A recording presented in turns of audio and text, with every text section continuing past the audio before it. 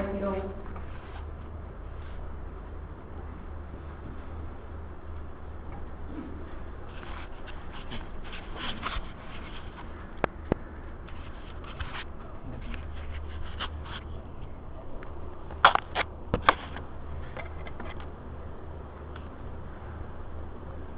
நம பார்வதிபதையே அரகர மகாதேவா. தென்னாருடைய சிவனே போற்றி, எந்நாட்டவர்க்கும் இறைவா போற்றி. திருச்சிற்றம்பலம். கனியினும் கட்டிப்பட்ட கரும்பினும் பனிமலக் குளர்பாவை நல்லாரினும் தனிமுடி கவித்து ஆளும் அரசினும் இனியன் தன்னடைந்தார்க்கு இடை மருதனே. திண்ணையின் பச்சேவடியும் திருவிழியும் திருமார்பும் செல்வக்கையும் நன்னுவன்பர் கருள்கருணை திருமுகமும் பசுங்குழவினடையே ஆகி புண்ணியத்தின் பொலிவாகி அற்புத கோலக் கொழுந்தாய் குலைநாயேற்கு கண்ணை விட்டு நீங்காத சிவஞான சத்குருவே கருணை வாழ்வே. திருச்சிற்றம்பலம். எல்லாம் அல்ல மாதொரு கூறனாகிய முழுமுதற் சிவபரம்பொருளுடைய பொன்னார் திருவடி கமலங்களை மனமொழிமைகளாலே போற்றி வளர்த்திக் கொண்டு திருக்கைலாய பரம்பரை திருவாவடுதுறை ஆதீனத்து சீர்வளர்ச்சி குருமகா சன்னிதானம் அவர்களுடைய பொன்னார் திருவடிகளை திசை நோக்கி வணங்கிக் கொண்டு இங்கே வழக்கம் போல திருமுறை வழிபாட்டு கருத்தரங்கத்தினை சீரும் சிறப்புமாக நடத்தி வருகின்ற பெருமதிப்பிற்குரிய வேந்தர் ஐயா அவர்களுக்கு திருவடி பணிந்த வணக்கங்களை தெரிவித்துக் கொள்கின்றேன். மேலும் இங்கே சிவநெறி சிந்தனைகளை எல்லாம் செவிமடுத்து சிந்தையிலே பதித்து வழிபாட்டு நெறியிலே மேன்மேலும் தலை தோங்கி வாழ்ந்து வருகின்ற அடியார் பெருமக்கள், சான்றோர் பெருமக்கள், இந்த பல்கலைக்கழகத்து பேராசிரியர் பெருமக்கள் அனைவருக்கும் அடியேன் பணிவன்பான வணக்கங்களை உங்கள் திருவடிகளிலே உரித்தாக்கிக் கொள்வதிலே பெருமகிழ்ச்சி அடைகின்றேன்.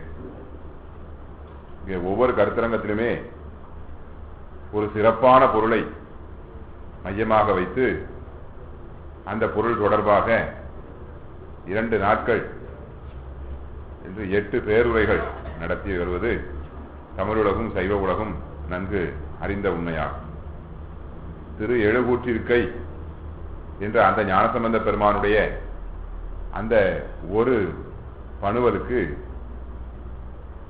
2 நாட்கள் ஒதுக்கி அதற்கு 8 பேருரைகள் என்ற முறையிலே அமைத்திருக்கின்ற பாங்கு, அதிலே ஒவ்வொரு பகுதியாக எடுத்து ஒவ்வொரு பேச்சாளருக்கும் கொடுக்கும் பொழுது முதலிலே இது குறித்து 2 மணி நேரம் பேச வேண்டுமே என்ற ஒரு எண்ணம் வரலாம். ஆனால் அதை சிந்திக்க சிந்திக்க கருத்துக்கள் கிடைக்க வேண்டுமே என்ற ஒரு ஆதங்கம் அந்த நிலையிலே சிந்திக்க தொடங்கும் பொழுது அதை சிந்திக்க சிந்திக்க எத்தனை கருத்துக்கள் உள்ளே இருக்கின்றன, இன்னும் சிந்தித்தால் எத்தனை கிடைக்குமோ என்ற முறையிலே பேச்சாளனாகிய அடியேன் அதை சிந்திக்க தெரிந்து கொள்கின்றேன். ஆனால் ஐயா அவர்கள் முதலிலேயே அதை நன்கு அறிந்தமையினாலே அதை அவர்கள் அவ்வாறு பிரித்து தக்கவாறு திட்டமிட்டுள்ளார்கள். ஏற்கனவே இங்கே கொடுக்கப்படுகின்ற தலைப்புகளில் எல்லாம் ஐயா அவர்கள் எவ்வளவு புலமை நலத்திலே துவை உடையவராக இருந்திருக்கின்றார்கள் என்பதை இந்த அழைப்புதலை பார்க்கும் பொழுதே நாம் உணர்ந்து கொள்ள முடிகின்றது. ஒவ்வொரு அழைப்புதலை பார்க்கும் போதும் அந்த அனுபவத்தை தான் பெறுகின்றேன். அதுபோலவே இந்த முறையும் அவர்கள் மிகச் செம்மையான முறையிலே அதனை தயார் செய்து அடியனை போன்ற பல பேச்சாளர்களும் சிந்தனை வளத்தினை பெருக்கிக் கொள்வதற்கு அவர்கள் வழிவகுத்து உதவி இருக்கின்றார்கள். பொதுவாக ஞானசம்பந்த பெருமான் அவர்கள் பதிக பெருவழி காட்டியவர்கள் 11 பாடல்கள் அல்லது அரிதாக 12 பாடல்கள் என்று தொகுப்பாக அவர்கள் அருளி செய்வது வழக்கம். ஆனால் இந்த ஒரு பாடலானது ஒரே பாடலாக விளங்கி அது இணை குரல் ஆசிரியப்பா என்ற முறையிலே அமைந்துள்ளது. இன்று நாம இந்த மரபுகளை எல்லாம் மரபுகளுக்கெல்லாம் அடங்கிக் கொண்டிருக்க வேண்டியதில்லை. யாப்பிலக்கண மரபுகளுக்கெல்லாம் அப்பாற்பட்டு புது கவிதையாக எழுதலாம் என்று சொல்லக்கூடிய ஒரு காலத்திலே வாழ்ந்து வருகின்றோம். ஆனால் யாப்பிலக்கணம் நமக்கு எவ்வளவு சுதந்திரத்தை வழங்கி இருக்கின்றது என்பதற்கு இந்த இணை குரல் ஆசிரியப்பா ஒன்றே போதுமான சான்று. திருவாசகத்தில் இருக்கின்றது, திரு அண்ட பகுதி என்று இருக்கின்றது. ஒரு அடியில 4 சீரும் வைத்துக் கொள்ளலாம், 3 சீர்களா வைத்துக் கொள்ளலாம், 2 சீர்களா அல்லது ஒரே ஒரு சீரா வைத்துக் கொள்ளலாம், 5 சீர்களா வைத்துக் கொள்ளலாம். அவ்வளவு தாராளமாக முதல்லையும் கடைசியிலையும் மட்டும் 4 சீர்கள் அளவா வைத்துக் கொள்ளுங்கள். இடையில் எத்தனை சீர்களாலும் வைத்துக் கொள்ளுங்கள். எப்படி வேண்டுமானாலும் உங்களுடைய கவிதை திறனை அதிலே காட்டுங்கள் என்று சொல்லி அவ்வளவு ஒரு பெரிய களத்தை கவிஞர்களுக்கு வழங்கி இருக்கின்றது இந்த இணைக்குரல் ஆசிரியப்பா. இப்படி எவ்வளவோ விதிகள் தளர்த்தப்பட்ட பாக்கள் இருக்கின்றன. அவற்றையெல்லாம் எண்ணி பார்க்க வேண்டும். அவற்றையெல்லாம் நம்முடைய அருளாளர்களும் அந்த மாதிரி பாக்களிலே வைத்து பாடியிருக்கின்றார்கள் என்று நினைக்கும் பொழுது நமக்கு எவ்வளவு மகிழ்ச்சியாக இருக்கின்றது. இந்த தமிழுக்கும் அருளுக்கும் உள்ள அந்த பிரிக்க முடியாத தொடர்பை அல்லவா இது காட்டி நிற்கின்றது. அந்த இணைக்குரல் ஆசிரியப்பாவிலே அதுவரை தமிழிலே இல்லாத ஒரு அற்புதமான ஒரு புதுமையை கையாண்டு இங்கே ஞானசம்பந்த பெருமான் எண்ணலங்காரத்திலே, எண்ணலங்கார பாடல்கள் பல இருக்கின்றன. ஞானசம்பந்த பெருமான் திருவாக்கிலே பல இருக்கின்றன. அதிலும் இதிலே ஒரு புதிய வழிமுறையினை கையாண்டு படிப்படியாக எண்களிலே ஏறுவரிசையாக சென்று ஒரு எண்மதிப்பு முறை சென்று அப்படியே சென்ற முறையிலேயே அப்படியே இறங்கி வருதல். அந்த முறையிலே அதையெல்லாம் ஐயா அவர்கள் அழைப்பதிலே குறிப்பிட்டுள்ளார்கள். இதற்கு முன்பு நேற்றும் 4 பேருரைகள் நிகழ்ந்தமையினாலே அறிஞர்கள் எல்லாம் அவற்றை பற்றி விரிவாக சொல்லியிருப்பார்கள். ஆகவே அது குறித்து நான் விரிவாக இங்கு விளக்க வேண்டியதில்லை. இருந்தாலும் அது குறித்த ஒரு பொருளாக இருப்பதனாலே அதனை சுருக்கமாக சொல்லி செல்ல விளைகின்றேன். ஆக எண்கள் என்று எடுத்துக்கொண்டால் எண்கள் இல்லாமல் உலக நடைமுறையே இல்லை. எண்ணும் எழுத்தும் கண்ணெனத்தகும் என்றார். எண்ணென்ப ஏனை எழுத்தென்ப என்று சொல்லி வள்ளுவ பிறந்தவையும் அவற்றை 2 கண்ணாக சொல்லியிருக்கின்றார். ஆக இந்த எண்களினுடைய பயன்பாடு இல்லாவிட்டால் உலக நடைமுறையே இல்லை என்று சொல்லலாம். எந்த ஒரு கடைக்கு போய் எந்த ஒரு பொருளை வாங்கினாலும் எவ்வளவு பொருள் நமக்கு வேண்டும் என்பதை எண் மதிப்பிலே நாம் குறிப்பிட வேண்டும். அதற்கு எவ்வளவு கட்டணம் என்று அந்த வணிகர்களும் அதனை எண் மதிப்பிலே குறிப்பிடுவார்கள். பேருந்துல சொல்றோம், என்ன நீங்க எந்த ஊர் போனோம், நான் இப்படி ஈரோடு போனோம், சரி கொஞ்சம் ரூபா கொடுங்க, எவ்வளவு ரூபான்னு சொல்லாம கொஞ்சம் ரூபா கொடுங்கன்னு சொன்னா அங்கே ஏதாவது இந்த நடைமுறைக்கு பொருந்துமா, அது ஒத்து வருமா, நடைமுறை எப்படி இருக்கும்? நீங்க எந்த ஊர் போனோம், நான் திருச்சி போனோம், நீங்க இன்னும் கூட கொஞ்சம் ரூபா கொடுங்க என்று கேட்க முடியாது. இத்தனை கிலோமீட்டர் இத்தனை கிலோமீட்டர் அதுக்கு இவ்வளவு கட்டணம் என்று ஒவ்வொன்றும் எண் மதிப்பிலே சரியாக வரையறை செய்யப்பட்டு அதன் மூலமாகத்தான் உலக நடைமுறை. எதையும் எண் மதிப்பிலே சொன்னால்தான் அங்கு ஒரு தெளிவே கிடைக்கும். அந்த மாதிரியான உலக நடைமுறையே அப்படி இருக்கின்றது. ஆகையினாலே எழுத்து மட்டுமன்று எண்ணுக்கும் ஒரு தனிச்சிறப்பு உண்டு. உலகத்தை அதான் இயக்கி வருகின்றது. அது தேர்வாக இருக்கட்டும் அல்லது விளையாட்டாக இருக்கட்டும் அல்லது தொழிலாக இருக்கட்டும், எல்லாம் கால வரையறைக்கு உட்பட்டது. அந்த காலத்தை எண் மதிப்பில் தான் சுட்டுகின்றோம். அப்படி ஒரு எண் மதிப்புக்குள் கட்டுப்பட்டு வாழ்கின்ற ஒரு உலக நடைமுறையிலே உயிர்கள் எல்லாம் வாழ்ந்து வருகின்றன. இன்று தொலைத்தொடர்பு எவ்வளவு எளிதாகிவிட்டது. ஒரு செல்போன் வச்சுட்டு எங்கனாலும் நம்ம தொடர்பு கொள்கின்றோம். எதன் மூலமாக அந்த தொடர்பு சாத்தியமாகின்றது? எண்களின் மூலமாகத்தான். 1 முதல் 9 எண்கள் சுழியிலிருந்தே சொல்லலாம். 0 to 9 வரை எண்களை வைத்துக் கொண்டு அதை மாற்றி மாற்றி அந்த வரிசை மாற்றங்கள், அந்த பெர்மியூட்டேஷன் சொல்லக்கூடிய அந்த வரிசை மாற்றங்கள் எத்தனையோ எண்கள் உருவாவதற்கு வழிவகுத்து தொலைத்தொடர்பை சாத்தியமாகின்றது. அந்த எண்கள் மூலமாக நாம் ஒருவரோடு ஒருவர் பேசி மகிழலாம். இந்த திரையேழு கூட்டியிருக்கை இதிலும் எண்களை பார்க்கின்றோம். ஆனால் அந்த தொலைபேசி எண்கள் போல முறையற்ற முறையிலே, ரேண்டம் சொல்வார்கள் ஆங்கிலத்தில், அந்த மாதிரி மாறி மாறி இல்லை. ஒரு முறையான முறையிலே ஏறு வரிசை அப்படியே இறங்கு வரிசை, இன்னும் கொஞ்சம் ஏறு வரிசை இன்னும் கொஞ்சம் உயர்கின்றது அப்படியே இறங்கு வரிசை என்று ஒரு எண் அலங்காரமாக, அதுவரை இல்லாத ஒரு எண் அலங்காரமாக, எப்படி இந்த எண்கள் மூலமா அலைபேசியில நாம ஒருத்தருக்கு ஒருத்தர் பேச முடியுதோ, இந்த எண் அலங்காரமாகிய திரையேழு கூட்டிருக்கையை இதை நாம் பயன்படுத்தினால் பெருமான் நம்மோடு பேச ஆரம்பித்து விடுவார். நாமும் அவரோடு பேசலாம். அவ்வளவு ஆற்றல் இருக்கின்றது. ஐயா அவர்கள் இதை குறிப்பிட்டுள்ளார்கள். ஞானசம்பந்த பெருமானுடைய அந்த பதிகங்களுடைய சாரமெல்லாம் இதிலே அடங்கி இருக்கின்றது என்று குறிப்பிட்டுள்ளார்கள். ஒரு செய்தியும் அடியேன் கேள்விப்பட்டிருக்கின்றேன், நீங்களும் கேள்விப்பட்டிருப்பீர்கள். ஞானசம்பந்தருடைய தந்தையார் அவர் அருளிய பதிகங்களை முழுக்க நிதமும் பாராயணம் பண்ணக்கூடிய ஒரு நியமம் உடையவர். ஆனால் நாளுக்கு நாள் சம்பந்த பெருமான் பதிகங்கள் அருளிக்கொண்டே இருக்கின்றார்.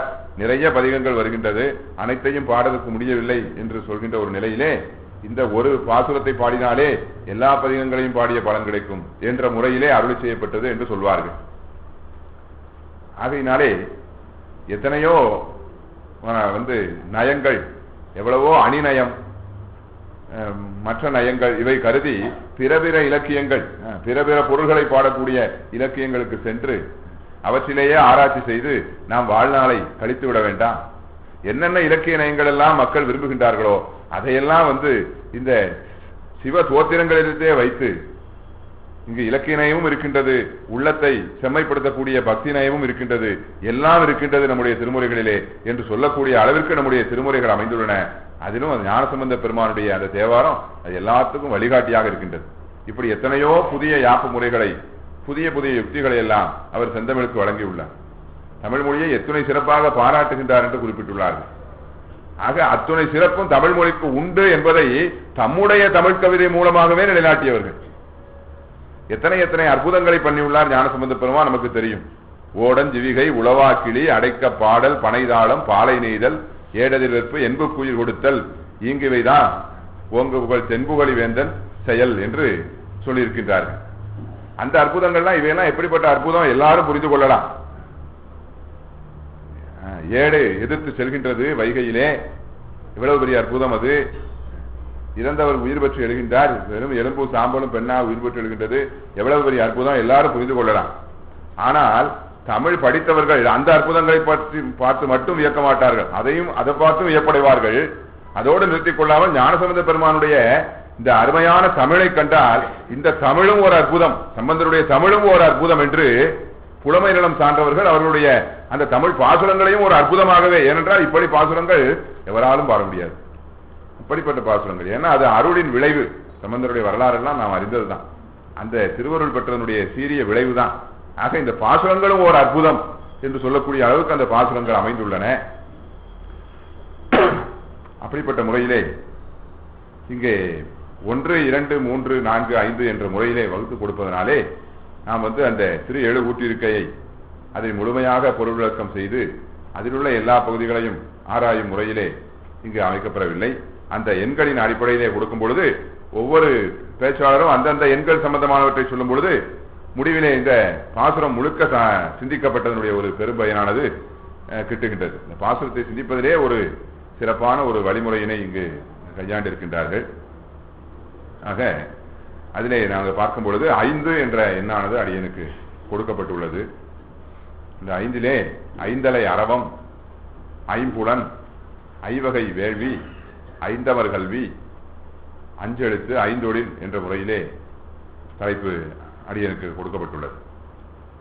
அந்த முறையிலே ஐந்தலை அரவம் என்று அமைந்துள்ளது. ஐந்தலை அரவம் என்று சொல்லும் பொழுது சிவபெருமான் அணிந்திருக்கின்ற அந்த அரவம், அந்த பாம்பு ஐந்தலைகளை கொண்டது என்ற ஒரு கருத்து பெறப்படுகின்றது. இதிலே நாற்கால் மான்மரி ஐந்தலை அரவம் ஏந்தினை என்று ஐந்தலை அரவம் திருவள்ளுவூற்றிற்கிலே இடம்பெறுகின்ற அடி இந்த 11ஆம் அடியிலே இடம்பெறுகிறது. ஒரு தாள் ஈரையில் மூவிலை சூளம் நாற்கால் மான்மரி ஐந்தலை அரவம் ஏந்தினை. ஐந்தலை அரவம் என்று சொல்லும் பொழுது இதே ஞானசம்பந்த பெருமான் திருவாவடுதுறை பதிகத்திலே ஐந்தலை அரவு கொண்டு அரைக்கசைத்த சந்தவன் பொடியணி சங்கரனே என்று அந்த ஐந்தலை அரவை பற்றி குறிப்பிட்டுள்ளார்கள். அது மாதிரி அப்பர் பெருமான் ஐந்தலைய மாசுனம் கொண்டு அறையார்க்குமே அவனாகில் அதிகை வீரட்டனாமே என்று நம்முடைய திருத்தாண்டகத்திலே குறிப்பிடுகின்றார்.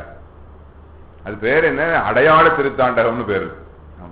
ஒருவரை அடையாளம் காட்டும் போது ஞானசம்பந்த பெருமானுடைய முதல் பதிகமே அடையாளம் காட்டிய பதிகம் தான். எச்சின் மயங்கிட இது உனக்கு தந்தவர் யாருன்னு தந்தையார் கேட்கும் போது தந்தவர் யாருன்னு அடையாளம் காட்டுறார்.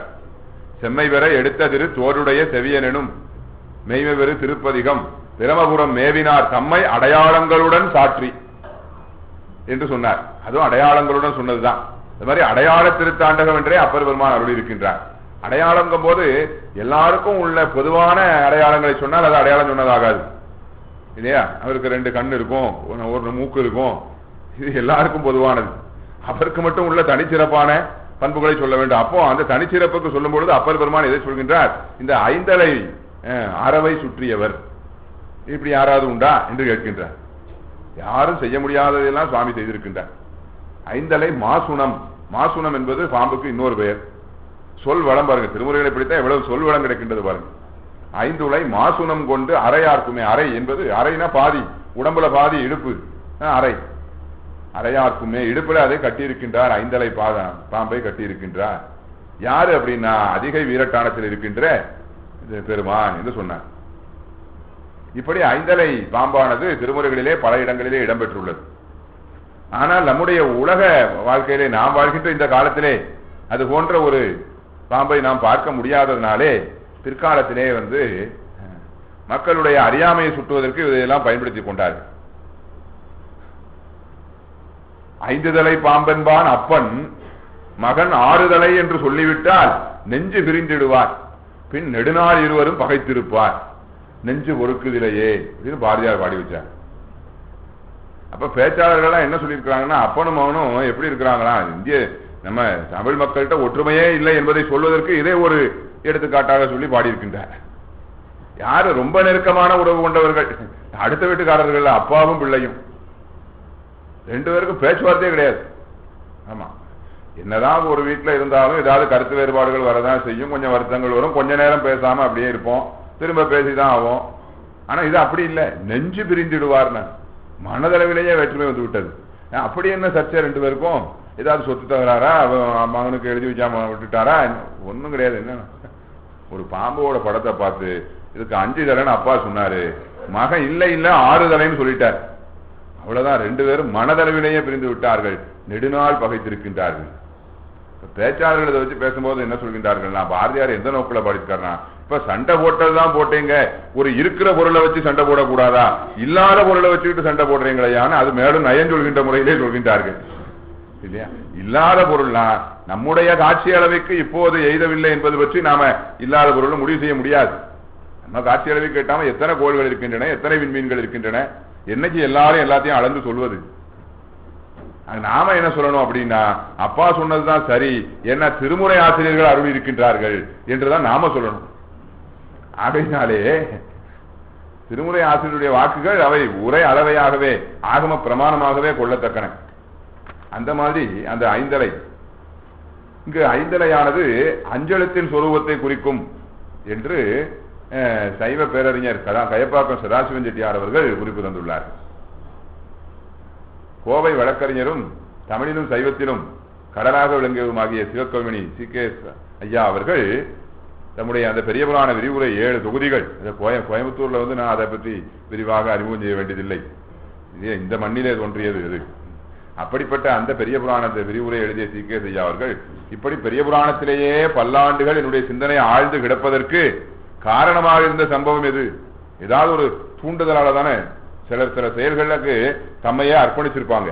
அவர்கள்ட்ட கேட்டா, இந்த விஷயத்துல நீங்க இவ்வளவு ஈடுபாடா இருப்பதுக்கு என்ன காரணம்னு கேட்டா அந்த காரணத்தை சொல்வார்கள். அத மாதிரி சி.கே.எஸ். ஐயா அவர்கள் காரணம் சொன்னாங்க. என்னன்னா, இந்த கோயம்புத்தூர்ல இருந்து பல ஆண்டுகள் பெரிய புராண தொடர் விரிவுரையினை கயப்பாக்கம் சதாசிவன் செட்டியார் அவர்கள் செய்தார்கள். அதை கேட்டதன் பயன்தான் இந்த பெரிய புராண விரிவுரை என்று குறிப்பிடுகின்றார்கள். அப்படிப்பட்ட பெருமைக்குரியவர்கள் அகத்தியர் தேவார திரட்டு, அந்த தேவார பணவர்களுக்கு உரை எழுதியவர்கள். மிக மிக மிக பணிந்து திருமுறை வாக்குகள் எங்கே, அடியேர் எங்கே என்று சொல்லி அவர்கள் அஞ்சி எழுதியிருக்கின்றார்கள். ஒரே ஒரு எண்ணத்தினால் அடியேன் இந்த செயலை செய்கின்றேன் என்று சொன்னார். நமக்கு தகுதியே இல்லை என்று அவர்கள் குறிப்பிட்டிருக்கின்றார்கள். ஆனால் ஒரு செய்தி அறிய வருகின்றது, அவர்கள் திருமுறை முற்றுவதுதலை ஒரு வழக்கமாக கொண்டவர்கள். திருமுறை 12 திருமுறைகளையும் முற்றுவதுதல் குறிப்பிடுகின்றார்கள். இடரினும் தளரினும் எனதொரு நோய் தொடரினும் உண்ணினும் பசிப்பினும் இந்த செயலை நான் நியமமாக கொண்டு வாழ வேண்டும் என்பது எம்பரான் திருவுருளாக இருக்கின்றது.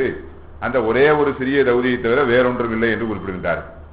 அப்படி ஓர் ஆண்டுக்குள் 12 திருமுறைகளையும் முழுமையாக ஓதிவிட வேண்டும் என்ற ஒரு நியமத்தை வைத்துக் கொண்டு அப்படி 30 முறை ஓதி 31வது முறை ஓதி கொண்டிருக்கும் போதுதான் அகத்தியர் தேவார திரட்டுக்கு உரை எழுதும் வாய்ப்பு நமக்கு கிடைத்தது என்று சொல்லி அவர்கள் குறிப்பிடுகின்றார். அப்படிப்பட்ட ஒரு அருமைக்கும் பெருமைக்கும் உரியது நம்முடைய திருமுறையாகும். அவர்கள் அந்த ஐந்தலையை அஞ்செழுத்தின் சுரூபமாக குறிப்பிடுகின்றார்கள். இந்த ஐந்தலை அரபு பற்றி இன்னொரு இடத்திலே ஞானசம்பந்த பெருமான் சொல்வது மிகச் சிறப்பானது. ஒவ்வொரு எண்ணாக சொல்வது அது ஒரு முறை, ஒரே எண்ணை வைத்துக்கிட்டு இதே எண்ணிக்கையில என்னென்ன பொருள்கள்லாம் இருக்கு பாருங்க அப்படின்னு பொருள்களாக காட்டுவது, அந்த வழிமுறையிலும் பாடியிருக்கின்றார்கள். எல்லாம் நமக்கு தெரிஞ்சதுதான். அஞ்செழுத்து பதிகத்துல கொங்கலர் வன்மதன் வாளி 5, அகத்து அங்குள பூதமும் 5, ஐம்பொழில் தங்க அரவின் படம் 5, தம்முடை அங்கையில் ஐவிரல் அஞ்செழுத்துமே. இதெல்லாம் 5ன்னு காட்டுறாங்க. அதாவது 1 முதல் பல எண்களை வைத்துக் கொண்டு அந்தந்த எண்ணிக்கையில் உள்ள பொருட்களை காட்டுவது அது ஒரு வழிமுறை. ஒரே ஒரு எண்ணை வைத்துக் கொண்டு அதுல ஒரே எண்ணில எத்தனை பொருட்கள் இருக்கு பாருங்க, அது ஒரு வழிமுறை. முதல்ல எதை காட்டுறாங்க? கொங்கலர் வன்மதன் வாளி. கொங்கலர் வாளி, வாளி என்பது அந்த கணைகள், அம்புகள், மன்மதனுடைய அம்புகள். அவை எப்படிப்பட்டவை? அம்புன்னா கனை கொடிது அப்படின்னு சொன்ன மாதிரி அம்பு இல்ல, இதெல்லாம் மலர்கள் தான், தேன் நிறைந்த மலர்கள். ஆகா என்ன மென்மை, மலர்னாலே மென்மை, அதுல தேன் வேற இருக்கு, என்ன இனிமை, ஆகா அப்படின்னு சொல்லி நினைப்போம். அது கொங்கலர் வாளினார். ஆனால் அந்த அம்பு கருவிதான். கருவியை ஏவுபவன் யார்? அது ரொம்ப முக்கியம். கருவியை மட்டும் நம்ம பார்த்தா போதுமா? பேனா நல்ல பேனா, மிக தரமான பேனாவாக இருக்கலாம். ஆனா பேனாவை வைத்து எழுதுபவர் யார்? அவருடைய சிந்தனைகள் எப்படி இருக்கும்? அதைத்தான் அந்த பேனா வெளிப்படுத்தும். அத மாதிரி இந்த மலர்கள், இந்த கணைகளாக உள்ள இந்த மலர்கள் மென்மையானவை தான், தேன் நிறைந்தவை தான். ஆனா அதை செலுத்துகின்றவன் யாரு? மன்மதன். அவன் எப்படிப்பட்டவன்? இந்த இடத்துல அடைமொழி கொடுத்தாரு பாருங்க, வேற எந்த இடத்துலயும் இப்படி அடைமொழி கொடுத்திருக்காரா தெரியல. வன்மதன், மன்மதன் சொல்லாம வன்மதன். அப்ப என்ன ஒரு அருமையான முரண் சுவை. அவன் செலுத்துகின்ற மலரம்புகளோ தேன் நிறைந்த மென்மையான மலர்களாக இருக்கின்றன, ஆனா செலுத்துபவனோ வன்மையாக இருக்கின்றான். ஆகவே அந்த அம்புகளின் மென்மையையும் அதில் இருக்கிற தேனின் இனிமையும் வைத்துக் கொண்டு அவை நமக்கு இன்பம் செய்வவை என்று ஏமாந்து விட வேண்டாம் என்று எச்சரிக்கின்றார்கள். கொங்கலர் வன்மதன் வாளி என்று அந்த முரண் சுவையை அருமையாக காட்டினார்கள். சரி, அதை சொல்லிவிட்டு அடுத்தார் போல என்ன சொன்னார்கள்? அகத்து அங்குள பூதமும் 5. பூதம் 5 நமக்கு தெரியும், நிலம், நீர், நெருப்பு, காற்று, ஆகாயம், பூதம் 5. ஆனா இங்க ஒரு அடைமொழி கொடுத்து சொன்னார்கள், அகத்து அங்குள்ள பூதமும் 5. அகத்திலே உள்ள பூதங்கள் 5 என்று சொல்லியிருக்கின்றார்கள். எண்ணி பார்க்க வேண்டும். ஐம்பொழில் என்று சொன்னார்கள். அந்த ஐம்பொழில் வந்து மன்மதன் கூட சேர்த்துக் கொள்ள வேண்டும் என்று உரையாசிரியர்கள் நமக்கு வழிகாட்டுகின்றார்கள். என்ன ஐம்பொழில்? பொழில் என்பது உலகத்தை குறிக்கும். செழும் பொழில்கள் பயந்து காத்து அழிக்கும் மற்ற மூவர் கோனாய் நின்ற முதல்வன் மூர்த்தி திருவாசகத்தில் வருது இல்லையா? உலகத்தை படைத்து காத்து அழிக்கும்னு சொல்ற இடத்துல செழும் பொழில்கள் பயந்து காத்து அழிக்கும் சொன்னார். பொழில்கிறது உலகத்துக்கு ஒரு பேர். ஐம்பொழில் என்பது அந்த உலகம் 5 பாகுபாட்டில் விளங்குவது. குறிஞ்சி, முல்லை, மருதம், நெய்தல், பாலை என்ற 5 பாகுபாட்டாக இருப்பதை, இந்த 5 நிலங்களிலையும் மன்மதனுடைய ஆட்சி நடைபெறுகின்றது இல்லையா? அங்குள்ள எல்லா மக்களையும் மயக்குகின்றான். ஆகவே அந்த மன்மதனுடைய பானங்களும் 5, அவன் ஆட்சி செய்கின்ற நிலங்களும் 5, நமக்கு அகத்தே உள்ள பூதங்களும் 5, சுவாமியின் திருமேனியிலே தங்குகின்ற அரவின் படமும் 5. 5 படம் இருக்குன்னா அப்ப 5 தலை இருக்குங்கிறது அங்க நம்ம உய்த்து உணர்ந்து கொள்ளலாம். அரவின் படம் 5, தம்முடைய அங்கையில் ஐவிரல், நம்ம எல்லாருக்கும் கையிலையும் விரல்கள் 5. பெருமானின் திருமந்திரமாக விளங்கக்கூடிய அந்த மந்திரமும் 5 எழுத்து. அங்கையில் ஐவிரல் 5 எழுத்து வேணும் சொன்னார்கள். ஆக 5 என்ற ஒரு எண்ணிக்கை வருகின்றது என்பதற்காக பல்வேறு செய்திகளை தொகுத்து தந்துவிட்டு செல்லக்கூடிய ஒரு பாங்கினை நாம மிகப்பெரியவர்களிடத்திலே பார்க்க முடியுமா? பார்க்க முடியாது. அப்போ 5 5ஆக பலவற்றை தொகுத்து தந்தாலும் அவற்றுக்கிடையே நிச்சயமாக ஒரு தொடர்பு இருக்க வேண்டும், ஒரு இயல்பு இருக்க வேண்டும். அதை நாம் சிந்திக்க சிந்திக்க பெருமான் தான் அருள வேண்டும். அடியேனுடைய வினைக்கீடாக அருளியவற்றை இங்கே குறிப்பிடலாம் என்று கருதுகின்றேன். அதாவது முதலிலே மன்மதனுடைய பானங்கள் 5 என்று சொன்னார்கள். அதை முரண் சுவையாக சொன்னார்கள். என்னென்ன மலரம்புகள் என்று சொன்னால், எல்லா பூக்களும் எல்லாம் நமக்கு தெரிஞ்ச பூக்கள் தான், ஒன்னும் பொல்லாங்குடையதாக நமக்கு தெரியல. தாமரை, மா, அசோகு, முல்லை, நீரோர் பழம் என்று 5 மலர்கள். அசைவிலா வனசம் சூதம், அசோகமே முல்லை நீலம், ஒசையும் வேர்க்கணைகளாகும் என்று நிகண்டுகள் இதை குறிப்பிடுகின்றன. ஆனா அவை விளைவிக்கின்ற அனுபவங்கள் எப்படிப்பட்டவை என்றால், உன்மத்தம், மதனம், மோகம், சந்தாபம், வசீகரணம். இது ஒன்றும் நல்லதா தெரியல, அதனாலதான் வன்மதன். ஆமா, ஆக அவனுடைய வன்மை எப்படிப்பட்டது என்றால், இந்த பிறவியானது கடத்தற்கரிய பெருங்கடல் என்று வள்ளுவ பெருந்தகை உட்பட எல்லா சான்றோர்களும் கூறி சென்றிருக்கின்றார்கள். ஏன் பிறவி இப்படி கடற்கரிய பெருங்கடலாக இருக்கின்றது என்றால் அது செய்கின்ற அந்த புலன் மயக்கம் தான். அந்த புலன் மயக்கத்தை வெல்வது என்பது எவருக்கும் அரிது. இந்த வன்மையான புலன் மயக்கத்தை விளைவிக்கின்றவனாக அந்த மன்மதன் இருப்பதனால அவனை வன்மதன் என்று குறிப்பிட்டார்கள். அதிலும் ஐம்புலனும் ஓரிடத்திருப்பதாகிய காம மயக்கத்தை விளைவிப்பவன் அவன். கண்டு கேட்டு உண்டுயிர்த்து உற்றறியும் ஐம்புலனும் ஒன்றொடி கண்ணே உள என்று சொன்னார். தலைவன் கூற்றாக சொன்னார். தலைவன் தலைவியிடத்தில் ஐம்புலன் உள்ளதாக. இதுபோல் தலைவியும் தலைவனிடத்தில் உள்ளதாக உணர்வாள். ஆனால் தலைவியின் கூற்றாக வள்ளுவர் ஓரிடத்திலும் பாடவில்லை. பரிமேலழகர் சொல்கின்றார், தலைவியிடம் இந்த கருத்து இல்லையோ என்று சொன்னால் இருக்கும், ஆனால் அவளிடம் குறிப்பு வகையால் நிகழ்வதன்றி கூற்று வகையால் நிகழாது என்று சொல்லி தமிழ் பண்பாட்டிற்கு பெண்மையினுடைய அந்த தமிழ் பண்பாட்டு பெண்மைக்கு ஒரு பெரிய பெருமை சேர்க்கின்ற உண்மையை சொல்லிதான் சேர்த்திருக்கின்றார். குறைந்துரை இல்லை. அவ்வளவு அருமையாக பாடியிருக்கின்றார்கள், பண்பாட்டை பேணியிருக்கின்றார்கள். ஆக ஐம்புலனும் ஓரிடத்தில் இருக்கக்கூடிய அந்த காமமயக்கத்தை உருவாக்குவனாக மன்மதன் இருப்பதனாலே அவனை வன்மதன் என்று குறிப்பிட்டார். ஆக அவனுடைய அந்த பானங்கள் 5 என்று சொன்னவர் அப்புறம் என்ன சொல்றாரு, அகத்து அங்குள்ள பூதமும் 5 என்றார். இந்த அகத்தில் உள்ள பூதங்கள் எவை சிந்திக்க வேண்டும் என்றால் ஐம்புலனும் அடியனுக்கு தலைப்பாக இருக்கின்றது. அகத்துள்ள பூதங்கள் என்று சொல்லும் பொழுது ஐம்பொறிகள் நமக்கு தெரியும். சென்ஸ் ஆர்கன்ஸ் என்று ஆங்கிலத்திலும் சொல்கின்றார்கள், அறிவியலிலும் சொல்கின்றார்கள். ஆனா உடல் உறுப்புகளையே சொல்வார்கள். உடல் உறுப்புகளுக்கும் அதே பேர் தான். அந்த கண்ணுங்கிற உறுப்புக்கும் கண்ணு தான் பேரு. ஆனா ஐம்பொறிகள் வரும்போது கண் என்ற உறுப்பில் கண் என்று வேறொரு கருவி இருக்கின்றது என்று சொல்கின்றார்கள். செவி என்றது உறுப்பு, உறுப்புக்கும் அதான் பேரு. அதுல செவிங்கிற கருவி இருக்கின்றது, அந்த கருவிதான் தத்துவம். இது உறுப்பு, இது தாத்விகம் தான் என்று வேறுபடுத்தி சொல்கின்றார்கள். ஆக அந்த ஐம்பொறிகள் நமக்கு தெரிஞ்சதுதான். மெய், வாய், கண், மூக்கு, செவி. இதுல மெய் என்பது பொதுவாக உடலை குறிக்கும். வேணும் ஐம்பொறிகள் வரும்போது அது தோலை குறிப்பாக உணர்த்துகின்றது. ஆக இப்படி ஐம்பொறிகள் சொல்கின்றார்களே, இந்த ஐம்பொறிகளால் தான் ஐம்புலன்களை அறிகின்றோம். மெய்யால் மெய் என்ற தோலினால் பரிசத்தை அறிகின்றோம், வாயினால் சுவையை அறிகின்றோம், கண்ணினால் உருவம் என்ற புலனை அறிகின்றோம், செவியினால் ஓசை என்ற புலனை அறிகின்றோம், மூக்கினால் மனம் என்ற புலனை அறிகின்றோம். இப்படி இந்த பொறிகள் எல்லாம் தத்தம் புலன்களை அறிவதற்கு அந்த பொறிகள் ஊக்கப்படுத்தப்படுகின்றன. மாணவர்களை கல்வியிலே ஊக்கப்படுத்த வேண்டும், பெரியோர்கள் இளைஞர்களை ஊக்கப்படுத்த வேண்டும் சொல்கின்றோம். அது மாதிரி இந்த பொறிகள் தத்தம் புலன்களை கொள்வதற்கு ஊக்கப்படுத்தக்கூடிய 5 கருவிகள் உடம்புக்கு உள்ளே இருக்கின்றன. அவற்றை தன்மாத்திரைகள் என்று சித்தாந்த நூல்கள் குறிப்பிடுகின்றன.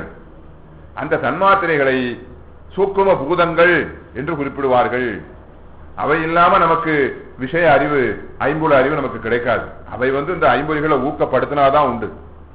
ஒரு புலனை அறிவதற்கு எத்தனை கருவிகள் வேண்டும் என்று உமாபதி சிவாச்சாரியார் நமக்கு பட்டியலிட்டு தருகின்றார்.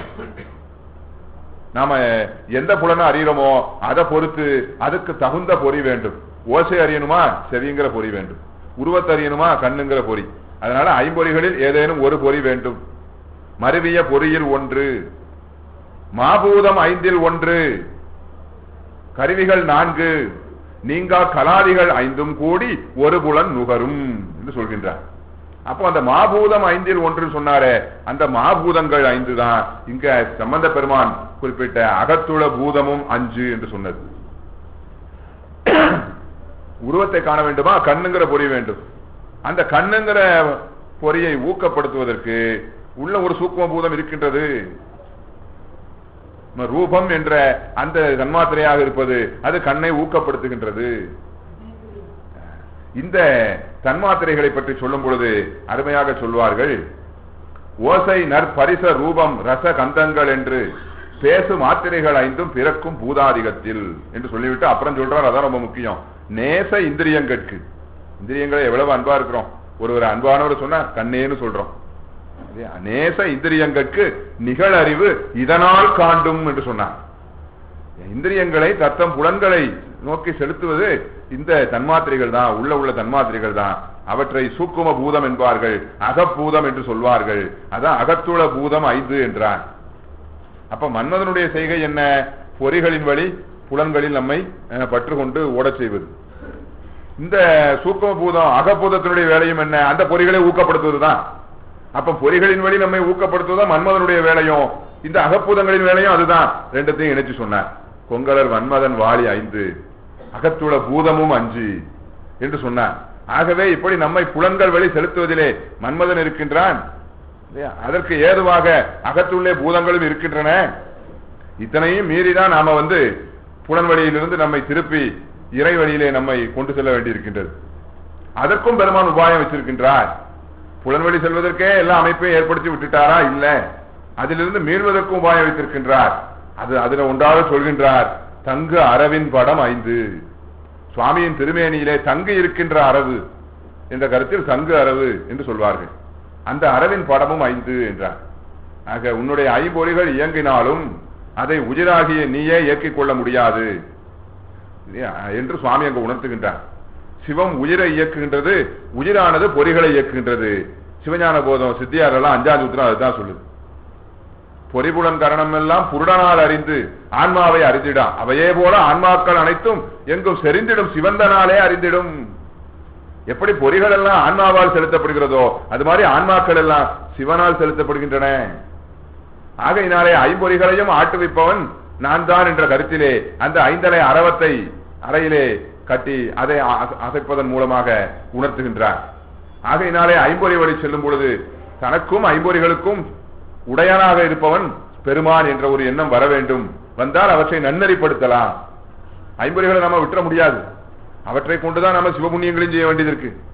அவற்றை அந்த தக்க வழியிலே செலுத்த வேண்டும் என்றால் ஐம்பொறிகளுக்கு நாம் தலைவர் அல்ல, ஐம்பொறிகளுக்கும் நமக்கும் சேர்த்து பெருமான் தலைவர் என்ற ஒரு எண்ணம் வரணும். அதை தம் திருமேனியிலே அறவை அசைத்து 5 கொண்ட அறவை அசைத்து காட்டுகின்றார். மன்மதனிடமிருந்தும் சூக்ம பூதங்களிடமும் நம்மை காக்கின்றார். தங்கு அரவின் படம் 5. தம்முடைய ஐவிரல் 5 விரல்கள் இருக்கின்றன. 5 விரல்களால் ஞாசம் பண்ணுவதற்கு 5 எழுத்து மந்திரமும் இருக்கின்றது என்றார். அதாவது முத்தி நிலையை அடையக்கூடிய முறையிலே அந்த இறுதி நிலையிலே செய்யக்கூடிய அந்த சிவோகம் பாவனையிலே அங்கேயும் மந்திரம் கிரியை பாவனை 9ஆம் சூத்திரத்தில் சொல்லுவாங்க.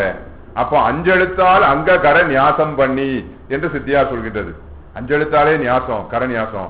அப்ப அது செய்வதற்கு மந்திரமோ 5 எழுத்தால் இருக்கின்றது, கை விரல்களும் 5 விரல்களாக இருக்கின்றன. ஆகையினாலே 5 எழுத்தை கொண்டு நியாசம் போன்ற வழிபாடுகளை செய்து சுவாமியினுடைய திருமேனை தரிசித்து ஐம்பொறிகளுக்கும் நமக்கும் அவனே தலைவன் என்று உணர்ந்து அதன் மூலம் இந்த ஐம்பூதங்களுடைய அந்த மயக்கத்தில் இருந்தும் அதுபோல மன்மதன் செய்கின்ற அந்த மயக்கத்திலிருந்தும் மீளலாம் என்று சொல்லி ஒரு அரிய கருத்தினை இங்கே சொல்வதாக அடியனுக்கு படுகின்றது. ஆக இது ஒரு சிந்தனை. இனி ஐம்புலன் என்று வரும்பொழுது பொதுவாக ஐம்புலன் என்றால் ஐம்பொறிகளால் அறியப்படுகின்ற விடயங்கள், நேர் பொருள் அதுதான். அவை சுவை, ஒளி, ஊறு, ஓசை, மனம் ஐம்புலன். ஆனால் சில இடங்களிலே இந்த ஐம்புலன் என்பது ஐம்பொறிகளையும் குறிக்கின்ற முறையே வருகின்றது. ஐம்புலன் வேறு, ஐம்பொறி வேறுதான். ஆனா ஒரு தொடர்பு பற்றி ஆகு பெயராக சொல்வார்கள். நமக்கெல்லாம் நல்லா தெரிஞ்ச சிவஞான போத 8ஆம் சூத்திரத்துல ஐம்புல வேடரின் என்று வருகின்றது. அந்த இடத்துல ஐம்புலன் எதை குறிக்கின்றது? சுவை, ஒளி, உருவசத்தை இல்லை, அந்த இடத்துல ஐம்பொறிகளை குறிக்கின்றது ஆகு பெயராக. அதே மாதிரி அவருடைய மாணாக்கரும் துண்ணிய ஐம்புல வேடர் சூழலிற்பட்டுன்னு பாடினார். அங்கேயும் ஐம்புலன் என்பது ஐம்பொறிகளை குறிக்கின்றது. அது திருப்புகொள்ள நல்ல அது ஐம்பொறிதான், ஐம்புலன் இல்லை என்பதை தெளிவுபடுத்தி காட்டியிருக்கின்றார் ஒரு இடத்துல. காய குடிலிடை ஓர் 5 வேடர், உடம்புல இருக்காங்களாம் 5 வேடர்களும், வெளியே புறத்தே உள்ள புலன்கள் அல்ல, உடம்புல இருக்காங்களாம். காயக்குடிலிடை ஓர் 5 வேடர், ஐம்புல அடவியில் ஓடும் துராசை வஞ்சகர் கொடியவர் மா பஞ்ச பாதகம் செய்ய, அதனாலே சுருதி புராணம் ஆகமம் பகர் சரியை கிரியா அண்டர் பூசை வந்தனை துதியுடன் ஆடும் தியானம் ஒன்றையும் முயலாதே என்று சொல்லி அருணகிரி பெருமான் அருளி செய்து அந்த ஐம்புலன்களையும் நம்மை இழுத்துக்கொண்டு செல்பவர்கள், ஐம்புலன்களை நோக்கி நம்மை இழுத்துக்கொண்டு செல்கின்ற வலுக்கட்டாயமாக அதிலே தள்ளி விடுகின்ற இந்த ஐம்பொறிகள் தான் வேடர்கள் என்று சொல்லி அருமையாக குறிப்பிடுகின்றார். அதுபோல அப்பர் பெருமானும் புள்ளுவர் ஐவர் கல்வர் புனத்திடை புகுந்து நின்று துள்ளுவர் சூறை கொள்வர் தூணறி விளைய ஒட்டார் என்று சொல்லி இந்த ஐம்பொறிகளை பற்றி நிறைய இடங்களிலே குறிப்பிடுகின்றார். ஆகையினாலே ஐம்புலன் என்ற சொல் ஐம்பொறியையும் குறிக்கின்ற முறையிலே வருகின்றது. மேலும் இந்த தன்மாத்திரையையும் குறிக்கின்றது, அகத்திலே உள்ள தன்மாத்திரைகளையும் இந்த ஐம்புலன் குறிக்கின்றது என்பதை நாம் நிச்சயமாக எண்ணி பார்க்க வேண்டும். அதிலே அடியனுக்கு என்ன சிந்தனை என்றால், உள்ளம் பெருங்கோயில் ஊனுடம்பு ஆலயம் வள்ளல் பிரானார்க்கு வாய் கோபுர வாசல் தெள்ளத் தெளிந்தார்க்கு சீவன் சிவலிங்கம் கள்ள புலனைந்தும் காளாமணி விளக்கே என்றார். கலா என்பது ஒளி என்றும் அது களா என்று அந்த லானால திரிந்து அப்புறம் காளா என நீண்டது என்பது மகாவித்வான் அருணவடிவேல் முதலியார் அவர்கள் தருகின்ற விளக்கமாகும். ஆக கள்ளப்புலனைந்தும் காளாமணி விளக்கேன்னு சொல்லும் போது உள்ளம் பெருங்கோயில் சொல்லிட்டார், உள்ளத்தை கருவறை சொல்லிட்டார், ஊனுடம்பு ஆலயம், அதுக்கப்புறம் இல்ல இந்த தூள உடம்புலாம் ஆலயம்ட்டார். அப்ப விளக்கு எங்க இருக்கணும்? ஆலய வளாகத்துக்குள்ளதானே இருக்கணும். ஆக கள்ள புலனைந்துன்னு சொல்லிட்டு புறத்தே உள்ள விடயமாற்று அந்த விடயங்களை சொன்னால் உடம்புக்கு புறத்தே இருப்பவை விடயங்கள், சுவை ஒளி ஊறு ஓசை மனலாம் புறத்தே உள்ள விடயங்கள். ஆகையினாலே புறத்தே உள்ள விடயங்களை அங்கு கள்ள புலனைந்து என்று குறிப்பிட்டு வைப்பார் என்று சொல்வதற்கு வழி இல்லை. ஆகையினாலே ஆலய வளாகத்துக்கு உள்ளே இருக்க வேண்டும் தீபங்கள்.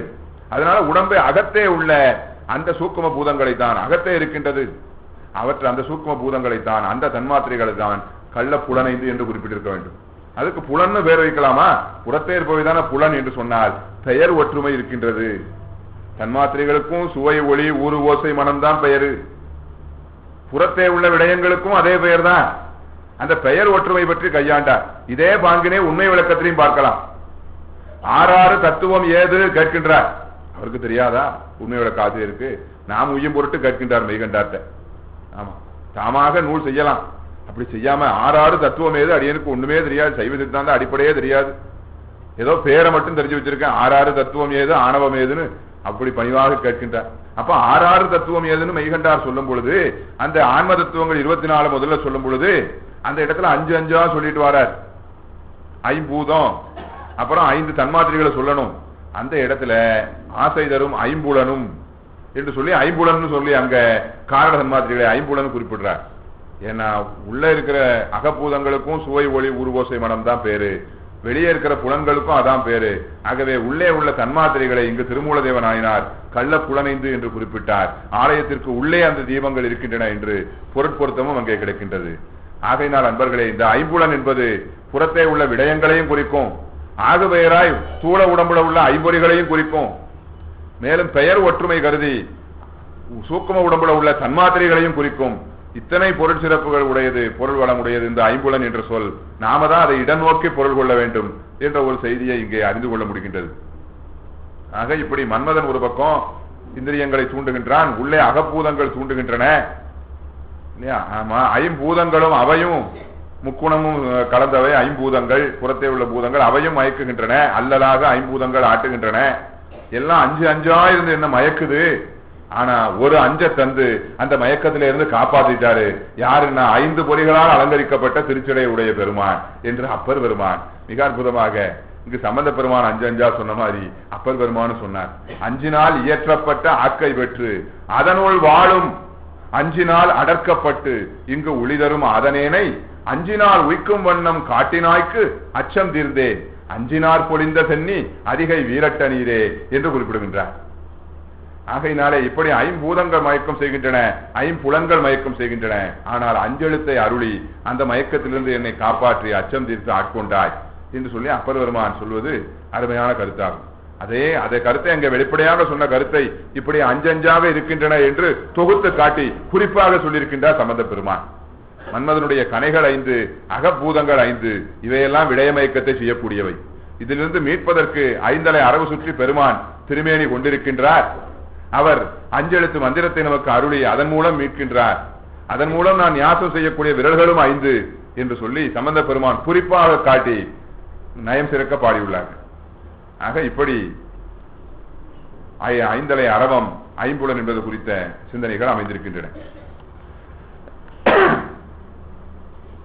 ஏனென்றால் இந்த ஐம்புலன் எங்கே வருகின்றது திருவள்ளுவூற்றிருக்கிறது என்று சொன்னால், ஐம்புலன் 4ஆம் அந்த கரணம் முக்குணம் இருவழி ஒருங்கிய வானோர் ஏத்த நின்றனை என்ற இடத்துல வருகின்றது. ஐம்புலன் 4ஆம் அந்த கரணம் முக்குணம் இருவழி ஒருங்கிய வானோர் ஏத்த நின்றனை இந்த இடத்துல ஐம்புலன் என்பது வருகின்றது. அது குறித்து சிந்தித்தோம். ஆக இதுல 4ஆம் அந்த கரணம்னு அடுத்து வருகின்றது. அது 4 அல்லவா, அது ஏற்கனவே சிந்திக்கப்பட்டது. இருந்தாலும் இங்க ஐம்புலன் தனியா வராம ஐம்புலனோடு அந்த அந்த கரணம் முக்குணம் இருவழி எல்லாம் ஒன்று சேர்ந்து இவை எல்லாவற்றையும் ஒருமுகப்படுத்தி வானோர்கள் எல்லாம் உன்னை புகழ்கின்றார்கள், அப்படி புகழும்படியாக நீ விளங்குகின்றாய் என்று சொல்லி இங்கே குறிப்பதனால அந்த அந்தக்கரணங்கள் பற்றி ஒரு சிறிய சிந்தனை. சாத்திரங்கள் மூலமாகத்தான் இதற்கு விரிவான விளக்கம் காண வேண்டும். அந்த கரணங்கள் 4 சொல்வார்கள். சித்தம், மனம், அகங்காரம், புத்தி. அந்த தொழிற்பாட்டு முறையில சொன்னா, இந்த வரிசை கிரமத்துல சொன்னா சரியா இருக்கும். இது 4 அந்த கரணங்கள்.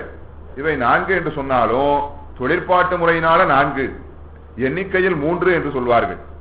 சித்தமும் மனமும் ஒன்றுதான் என்று சிவஞான பாடியம் சொல்கின்றது. அதற்கு சான்றாக சிவப்பிரகாசம் என்ற சாத்திரத்திலே சித்தத்தை பற்றி ஆசிரியர் உமாவதி சிவாச்சாரியார் சொல்லும் பொழுது, சித்தத்தை பற்றி சொல்லும்போது என்ன சொல்றார்? மனம் ஒழிய வகுப்போனாதே. சிந்தை நினைவு, சித்தம் நினைவை செய்யும். ஐயம் வந்து தரும் மனம் ஒழிய வகுப்போனாதே. ஐயத்தை ஏற்படுத்துவது மனம், அந்த மனத்துக்கு வேறாக சித்தத்தை வகுத்து சொல்லக்கூடாது என்று குறிப்பிடுகின்றார். அதை ஆதாரமாக காட்டி சிவஞான பாடிய ஆசிரியர் என்ன சொல்கின்றார் என்றால், மனமும் சித்தமும் ஒரு கருவி. அது பற்றி அந்த கரணங்கள் 3 ஆகின்றன. மனம், புத்தி, அகங்காரம். அது பற்றி அவை திரிகரணங்கள் சொல்லப்படும். குருவர்கள் கிடைக்கும் பொழுது சிவகரணங்களாக தெரியக்கூடிய கரணங்கள் என்று ஒரு நயத்தை பூனூர் சுவாமிகளும் சொல்வார்கள். ஆக திரிகரணங்கள் சொல்லும்போது 3 ஒரு எண்ணிக்கையில வினைத்தொகையாக்கி பசுகரணங்களாக இருந்தவை சிவகரணங்களாக தெரியக்கூடிய கரணங்கள். அது பற்றியும் அந்த கரணங்களுக்கு பெயர் பொருத்தம் இருக்கின்றது சொல்வார்கள். ஆக அந்த கரணங்கள். அதுக்கப்புறம் முக்குணம். இது இறங்கிக்கிட்டே வருது. திருவள்ளுவர் 5, 4, 3, 2, 1 வரும். இறங்குற இடம் முக்குணம். முக்குணங்கள் சொல்லும்போது சாத்வீகம், ராசகம், தாமதம் முக்குணங்கள். முக்குணம் கொண்ட பிரகதியில இருந்துதான் நம்ம உலகம் அனைத்தும் தோன்றியிருக்கின்றது. இருவழி பிராணன் அபானன் சொல்வார்கள். இவற்றையெல்லாம் ஒருமுகப்படுத்தி வானோர்கள் பெருமானை போற்றுகின்றார்கள். ஆக 5 புலன்களும் 4 அந்த கரணங்களும் 3 குணங்களும் எல்லாம் ஒருமுகப்பட்டு இறைவனை வழிபடுகின்றார்கள் என்று சொல்லும் பொழுது நமக்கு சுந்தரமூர்த்தி சுவாமிகள் வாழ்க்கை தான் நினைவு கொள்கின்றது. 5 பேரறிவும் கண்களே கொள்ள, அளப்பெரும் கரணங்கள் 4 சிந்தையே ஆக, குணம் 1 திருந்து சாத்துவிதமே ஆக, இந்துவாழ் சடையான் ஆடும் ஆனந்த எல்லையில் தனிப்பெரும் கூத்தில் வந்த பேரின் கூட வெள்ளத்துள் திளைத்து மாறிலா மகிழ்ச்சியின் மலர்ந்தார். ஆக இப்படி ஒருமுகப்பட்டு செய்யும் வழிபாட்டினுடைய பயனையும் இணைத்து சொன்னார். அப்படி வழிபட்டாலும் அதோட சொல்லல, அப்படியெல்லாம் நாம வழிபடணும், நமக்கு ஒண்ணு சொல்லணும்னா பயனையும் சேர்த்து சொன்னாதான் நமக்கு ஊக்கம் வரும். அப்படி வழிபட்டு என்ன பெற்றார்? பேரின்ப வெள்ளத்துள் திளைத்தார். இன்பம்னா அப்படி இப்படி இல்ல, பேரின்ப வெள்ளத்துள் திளைத்தார். அந்த கடற்கரையில இருந்து காத்து வாங்கிட்டு வரல, அந்த வெள்ளத்துக்குள்ளேயே திளைத்தார். திளைத்து மாறிலா மகிழ்ச்சியில் மலர்ந்தார். நான் பெறாத மகிழ்ச்சியா? நான் உலகத்துல பெறாத அனுபவமா? எவ்வளவு மகிழ்ச்சி எல்லாம் பெற்றிருக்கிறேன். அது எல்லாம் மாறக்கூடிய மகிழ்ச்சி. சுந்தரமூர்த்தி சுவாமிகள் மாறிலா மகிழ்ச்சி பெற்றார். ஆக இந்த எல்லாம் ஒன்று செய்யக்கூடிய வழிபாடு. இதை ஞானசம்பந்த பெருமான் அஞ்செழுத்து பதியத்தில் குறிப்பிடுகின்றார். என்ன சொல்கின்றார்? இப்படி ஒருமுகப்பட்டு செய்யக்கூடிய வழிபாட்டை சொல்லும் பொழுது, ஊனின் உயிர்ப்பை ஒடுக்கி ஒன் சுடர் ஞான விளக்கினை ஏற்றி நன்புலத்து ஏனை வழிதிறந்து ஏத்துவார்க்கு இடர் ஆணகெடுப்பன அஞ்செழுத்துமே என்று சொன்னார். ஆக ஊனின் உயிர்ப்பை ஒடுக்கி, உயிர்ப்பு என்பது அந்த பிராணன் சுவாசம், அதை ஒடுக்கி என்று சொல்லும் பொழுது இடகளை பிங்களை வழியாக வழக்கமாக அது சென்று வருகின்றது. அவ்வாறு செல்லாமல் தடுத்து ஒன் சுடர் ஞான விளக்கினை ஏற்றி, அதாவது ஒள்ளிய சுடராக இருப்பது சிவஞானமாகிய அந்த தீபம் தான். அந்த சிவஞானத்தையே சிந்திக்க வேண்டும். அதுதான் ஞான விளக்கினை ஏற்றி. சிவனடியே சிந்திக்கும் திருப்பெருகு சிவஞானம் என்று சொன்னார். அந்த சிவஞானத்தையே சிந்திக்க வேண்டும். அது ஞான விளக்கினை ஏற்றி நன்புலத்து ஏனை வழி திறந்து ஏற்றுவார்க்கு. நன்புலம் நல்ல இடத்திலே, புலம் என்பது அங்க இடம், நல்ல இடத்திலே ஏனை வழி, இடைகளை பிங்களே அடைச்சாச்சு. ஏனை வழி சுழுமுனை, சுழுமுனை வழியாக அதை செலுத்தி ஏற்றுவார்க்கு, வழிபடுவார்க்கு. இதை தகராகாச வழிபாடு என்று சொல்லி அகத்திய தேவாரத்திரட்டு உரையாசிரியர் குறிப்பிடுகின்றார். அது சாந்தோக்கியம், கைவல்யம் போன்ற உபநிடதங்களிலே சொல்லப்பட்டுள்ளது என்று சொல்வார். அந்த வழிபாட்டை செய்பவர்களுக்கு இடரான தீர்ப்பன, இடர்களை எல்லாம் போக்குவது. இடரான கெடுப்பன அஞ்செழுத்துமே. இடர் என்பது அங்க என்ன? பிறவியே இடர், பிறவியாகிய துன்பத்தை தீர்ப்பது. ஏதோ வாழ்க்கையில இன்பமும் வரும் துன்பமும் வரும், அந்த துன்பங்களை மட்டும் தீர்த்து உலக இன்பங்களை கொடுப்பதில்லை. அங்கு பிறவியே இடர், பிறவியே இடர் நினைப்பவர்கள் தான் ஒருமுகப்படுத்தி இந்த யோக நெறிக்கு வர முடியும். பிறவி போகங்கள்ல எதிலையாவது பற்று இருந்தா அவற்றை பற்றி சிந்திக்காம இறைவனையே ஒருமுகப்படுத்தி சிந்திக்க முடியுமா? எண்ணி பார்க்க வேண்டும். திருவம்பாவையில சொன்ன மாதிரி பிறவியே துயர், ஆர்த்த பிறவி துயர்கட நாம் ஆர்த்தாடும் தீர்த்தன்ன. பிறவியை இன்பம் துன்பம்னு பகுக்கல. பிறவியே துயர், ஆர்த்த பிறவி துயர். ஏன் அந்த பிறவி துயர் என்பதை அடைமொழியில் சொல்லிட்டாரு. ஆர்த்த பிறவி, நம்மை பிணித்திருக்கின்ற பிறவி. கட்டி போட்டிருந்தா அது இன்பமாகுமா? கட்டி போடுற கயிறு இன்பமாகுமா? பிறவி நம்மை கட்டி போட்டிருக்கின்றது. கட்டி போடுதல்னா எங்கேயாவது போய் போக விடாம கட்டி போடுதல். எங்க? சிவபெருமானை அறிய விடாமல், சிவபெருமானை நாம் அடைய விடாமல் கட்டி போட்டிருப்பது பிறவி. ஆகவே இந்த பிறவியே துயர் என்று உணரக்கூடிய அந்த ஞானம் வந்தவர்கள் தான் சிந்தையை ஒருமுகப்படுத்தி வேற சிந்தனை இல்லாம இந்த யோக வழிபாட்டுக்கு வர முடியும். அப்படி ஒரு வழிபாட்டை வானோர்கள் செய்தார்கள் என்று குறிப்பிடுகின்றார். 4 அந்தக்கரணம், 5 புலன், முக்குணம் எல்லாம் ஒன்று செய்தார்களாம். பெருமிழலை குடும்ப நாயனாருடைய புராணத்திலும் 4 அந்தக்கரணங்களும் ஒரு நெறிப்பட்டு வழிபட்டார் என்ற செய்தி நாம் பார்க்கின்றோம். அவரும் அந்த சிவயோக வழிபாட்டிலே உள்ளவர். ஆக ஒரு நெறிய மனம் வைத்துணர் ஞான சம்பந்தன் என்று முதற் பதிகத்திலேயே நம்மை குறிப்பிட்டவர். ஒரு நெறிய மனம் வைத்துணர் ஞான சம்பந்தன். ஆக ஒரு நெறி இருப்பது சிறப்பு தான். ஆனா அந்த சிந்திக்கின்ற ஒரு பொருள் சிவமாக இருப்பதுதான் பிறவி துன்பத்திலிருந்து நம்ம காப்பாற்றும். மற்றது ஒரு பொருள் எதையாவது ஒன்றை நினைத்தா அந்த பொருளால என்ன பயன் கிடைக்க முடியுமோ அந்த பயன் கிடைக்கும். அதுவும் பெருமான அருளால் தான் கிடைக்கிறது. ஆனா பிறவி துன்பம் தீராது. அதனாலதான் யோகம்னு சொல்லி எல்லா யோகத்தையும் நம்ம சாத்திரங்கள் ஏற்றுக்கொள்ளவில்லை. சிவயோகமே யோகம், அல்லாத யோகம் அவயோகம் என்றே அறி. யோகமா இருந்தா கூட அவயோகம். நாங்க என்ன, அங்க சிவசிந்தனை இல்லாவிட்டால் அது அவம் தான். அவம் என்பது என்ன? தவத்துக்கு மாறானது அவம். தவத்துக்கு மாறானதெல்லாம் அவம். தவம் வீடு பேற்றுக்கு வழிகாட்டுவது, அவம் பிறவிக்கே வழிகாட்டுவது. வள்ளுவ பிறந்தகையே சொல்லியிருக்கின்றார். 2 சொற்களையும் ஒரே குரல்ல கையாளுறார். தவஞ்செய்வார் தங்கருமன் செய்வார், மற்றல்லார் அவஞ்செய்வார் ஆசைப்பட்டு. ஆகவே தவத்துக்கு மாறானது அவம். அந்த குரட்பா மூலமாக நாம் அறிந்து கொள்ளலாம். ஆக இப்படி மனமொன்று செய்யக்கூடிய அந்த வழிபாட்டின் சிறப்பினை 5 4 அந்த கரணம் முக்குணம் இருவழி ஒருங்கிய வானோர் ஏத்த நின்றனை என்று அருமையாக சொல்லியிருக்கின்றார். அப்படி அதற்கு இலக்கியமாக இங்கே சொன்ன அந்த வானோர்கள் வழிபாட்டுக்கு இலக்கியமாக வானோர்கள் தான் வழிபட்டார்களா?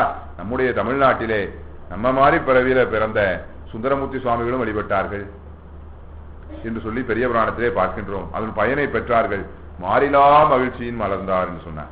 மாறிலா மகிழ்ச்சி இந்த அடைமொழியில எவ்வளவு உலக மகிழ்ச்சி, மாறுடைய மகிழ்ச்சி. என்னன்னா, ஒரு சமயம் இன்பமாக இருக்கின்ற பொருளே இன்னொரு சமயம் துன்பம் விளைவிப்பதாக.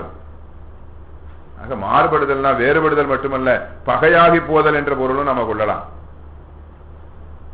மாறுபடு சூரரை வதைத்த முகம் ஒன்றே சொன்னார்.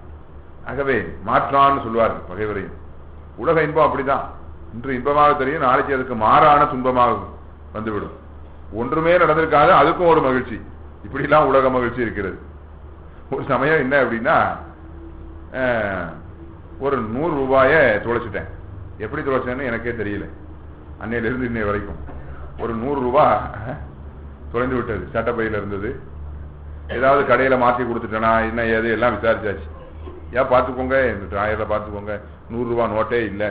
நான் அவரே காட்டிட்டார். இல்லை உங்களை வருத்தப்படுறதுக்காக கேட்கல, ஒரு நான் தெளிவுபடுத்துக்காக வேற எங்கேயோ போட்டிருப்போம் போலுக்கு நினைச்சு ஒரு 2-3 நாள் அதை நினைச்சே வருத்தம்.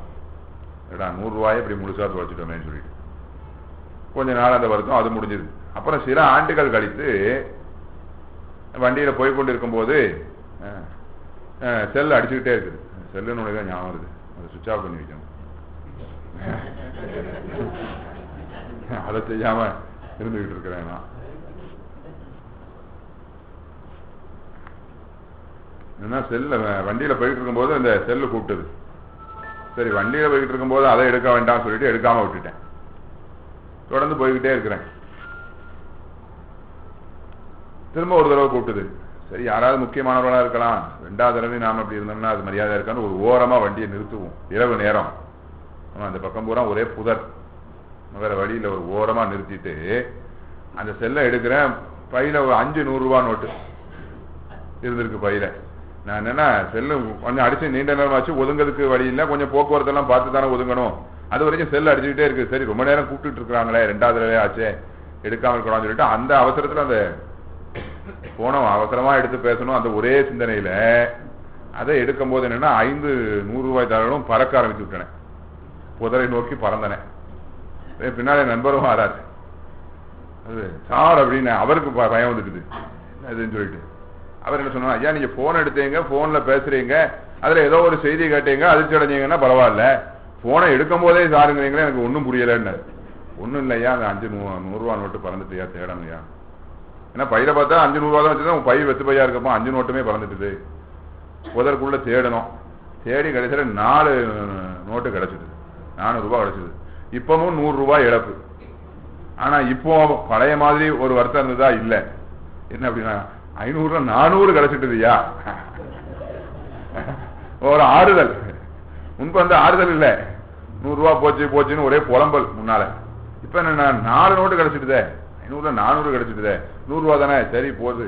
இதே இது 100 ரூபாய் கிடைச்சு 400 ரூபாய் போயிருந்தா அந்த இருட்டுக்குள்ள புதர்ல ஏதோ நம்ம கண்ணில் படும்படியா இருந்திருக்க அப்படின்னு சொல்லிட்டு இதுல ஒரு ஆறுதல். சரி கொஞ்ச நாட்கள் போச்சு, போய் பெட்ரோல் போடுறதுக்கு நின்னா பையன் பெட்ரோல் போட்டான். பெட்ரோல் போட்டு அவன் பணம் கேட்டான், கொடுத்தாச்சு, கொடுத்து முடிச்சாச்சு. நல்லா நினைவிற்கு கேட்ட பணத்தை சரியா எடுத்து கொடுத்துட்டேன். அவனும் கேட்ட பணத்தை கொஞ்சம் அதிகமாக கொடுத்து அவன் மிச்ச பாக்கியும் சரியா கொடுத்துட்டான். அதுல எதுவும் இல்லை, அதையும் பையில வச்சாச்சு. உடனே வண்டியை ஸ்டார்ட் பண்ணும் போது நில்லுங்க நில்லுங்க நில்லுங்கன்னு சொல்லிட்டு குனிஞ்சு இந்த பிரேக்கு பக்கமா கையை விட்டு அப்படியே குனிஞ்சு எந்திரிச்சிடான். அந்த பையன் எந்திரிக்கிறான். எந்திரிச்சானா கையில 100 ரூபாய் நோட்டு இந்தாங்க அப்படின்னு கொடுக்குறான் நோட்டை. இது என்ன அவர்கிட்ட பாக்கி சரியா கொடுத்தனே, அவரு சொல்ற பாக்கி சரியா இருந்தாலும் பார்க்கணும் சரியா இருக்கு. அப்புறம் இந்த 100 ரூபாய் நோட்டு எங்க இருந்து வந்தது யோசிக்கிறேன். 2 நாட்கள் தான் ஆயிருக்கு, அதனால உடனே ஞாபகம் வந்துட்டு. ஓ அன்னைக்கு பிறந்த 4 நோட்டுகள்ல ஒரு நோட்டு கிடைச்சுன்னு சொன்னா அது வண்டிக்குள்ளே இருந்திருக்கு. இடையில 2 நாள் எங்கெல்லாமோ போயிருக்கு வண்டி. ஏன்னா அது கீழையும் விடல, வேற யாரு கண்ணையும் படல, என் கண்ணையும் படல. அது கிடைத்தவுடன் என்னன்னா பெரிய மகிழ்ச்சி. ஏப்பா இப்படி கிடைச்சிட்டுது அப்படின்னு சொல்லிட்டு அதை நண்பர்கள்ட்ட எல்லாம் சொல்லி சொல்லி மகிழ்வது. ஆனா எண்ணி பார்த்தேன், உண்மையில என்ன நடந்தது? ஒன்னும் நடக்கல. என்கிட்ட ஏற்கனவே இருந்த ரூபா அப்படியே இருக்கு, அவ்வளவுதான். இதே இது அந்த செல்லு வராம எடுக்காம வீட்டுக்கு போய் எடுத்து சாதாரணமா வச்சிருந்தா அது ஒரு சாதாரண நிகழ்ச்சி. எவ்வளவு ரூபா கொண்டு போனீங்க, எங்க வச்சீங்களோ ஞாபகம் இருக்காது. ஒவ்வொரு நாள் போறோம், ஏதோ செலவழிக்கிறோம், மீதி கொண்டு வரோம், ஒவ்வொரு நாளுமா ஞாபகம் இருக்கும். சாதாரணமான ஒரு செய்தி ஏதோ அப்படி இப்படிமா நடந்த உடனே மொத்தத்துல ஒண்ணும் நடக்கல, இருக்கிறவனா அப்படியே இருக்கு. இப்படி ஒண்ணும் நடக்காததுக்கே இப்படி மகிழ்றோமே. அப்ப நம்ம உலக மகிழ்ச்சி எல்லாம் எந்த அளவுக்கு இருக்கின்றது? ஏதோ சிறு குழந்தைகள் மகிழ்வது போல அல்லவா நம்முடைய நிலை இருக்கிறது என்று எண்ணி பார்க்கின்றது. இதெல்லாம் உண்மையான மகிழ்ச்சி ஆகுமா? அப்ப இதுல இருந்து என்ன படிப்பினை? ஒண்ணு இழக்கிற மாதிரி இருந்து அது இழக்கப்படலைன்னா ஒரு மகிழ்ச்சி வருதே. அப்ப எப்பவுமே நம்ம எத்தனையோ பொருள்களை இழக்காமல் நம்மிடம் இருக்கின்றன என்று நினைத்து இருப்பதை கொண்டு நிறைவாக வாழ ஏன் எண்ணம் வரவில்லை என்ற ஒரு எண்ணம் தான் நம்ம தாக்கம் தான் வருகின்றது. எவ்வளவோ பொருளை நாம இழக்காம சுவாமி நமக்கு கொடுத்திருக்கிறார், நம்மளை காப்பாற்றிட்டு வாரார். அதுக்காக முன்னேறக்கூடாது, முன்னேறணும்னு நினைக்க கூடாது என்பது இல்லை. முயற்சிகளை செய்வோம். சுவாமி திருவருள் அது உரிய காலத்துலதான் கூட்டுவிக்கும். ஏமா பழங்கள் பருவத்தில் அன்றி பழா சொன்னார். உரிய காலம் வரும்போது கூட்டு வைப்பார். உழைப்ப செஞ்சு உழைப்ப அவனுக்கு காணிக்கையாகிட்டே இருப்போம் என்ற ஒரு சிந்தனை, நேரிய சிந்தனை வர வேண்டாமா என்ற ஆதங்கம் தான் அடியனை குறித்து அடியனை தோன்றியது. அந்த மாதிரி உலக மகிழ்ச்சி அது சின்ன சின்ன பொருள்களுக்கான மகிழ்ச்சி, பொருளற்ற மகிழ்ச்சி என்று இப்படி பல குறைபாடுகளோடு இருக்கின்றது. ஆனா தில்லை கூத்தனை வழிபடும் போது கிடைக்கின்ற மகிழ்ச்சி இருக்குதே, அது மாறிலா மகிழ்ச்சி. எத்தனை தடவை வணங்கினாலும் சரி, இப்படிதானையா அர்ச்சனை பண்ணுவாங்க, இப்படித்தானே தீபாவளி கட்டுவாங்க, இதைத்தானே ஒவ்வொரு காலமும் செய்யறாங்க என்று இல்லை. அதை எத்தனை முறை செய்தாலும் ஒவ்வொரு முறையும் புதிதாக அதை வழிபடுவது போன்ற ஒரு உணர்ச்சி. எத்தனை முறைதான் தேவார பதியங்களை பார்த்தாலும் அப்போதுதான் ஓதுவது போன்ற ஒரு மகிழ்ச்சி.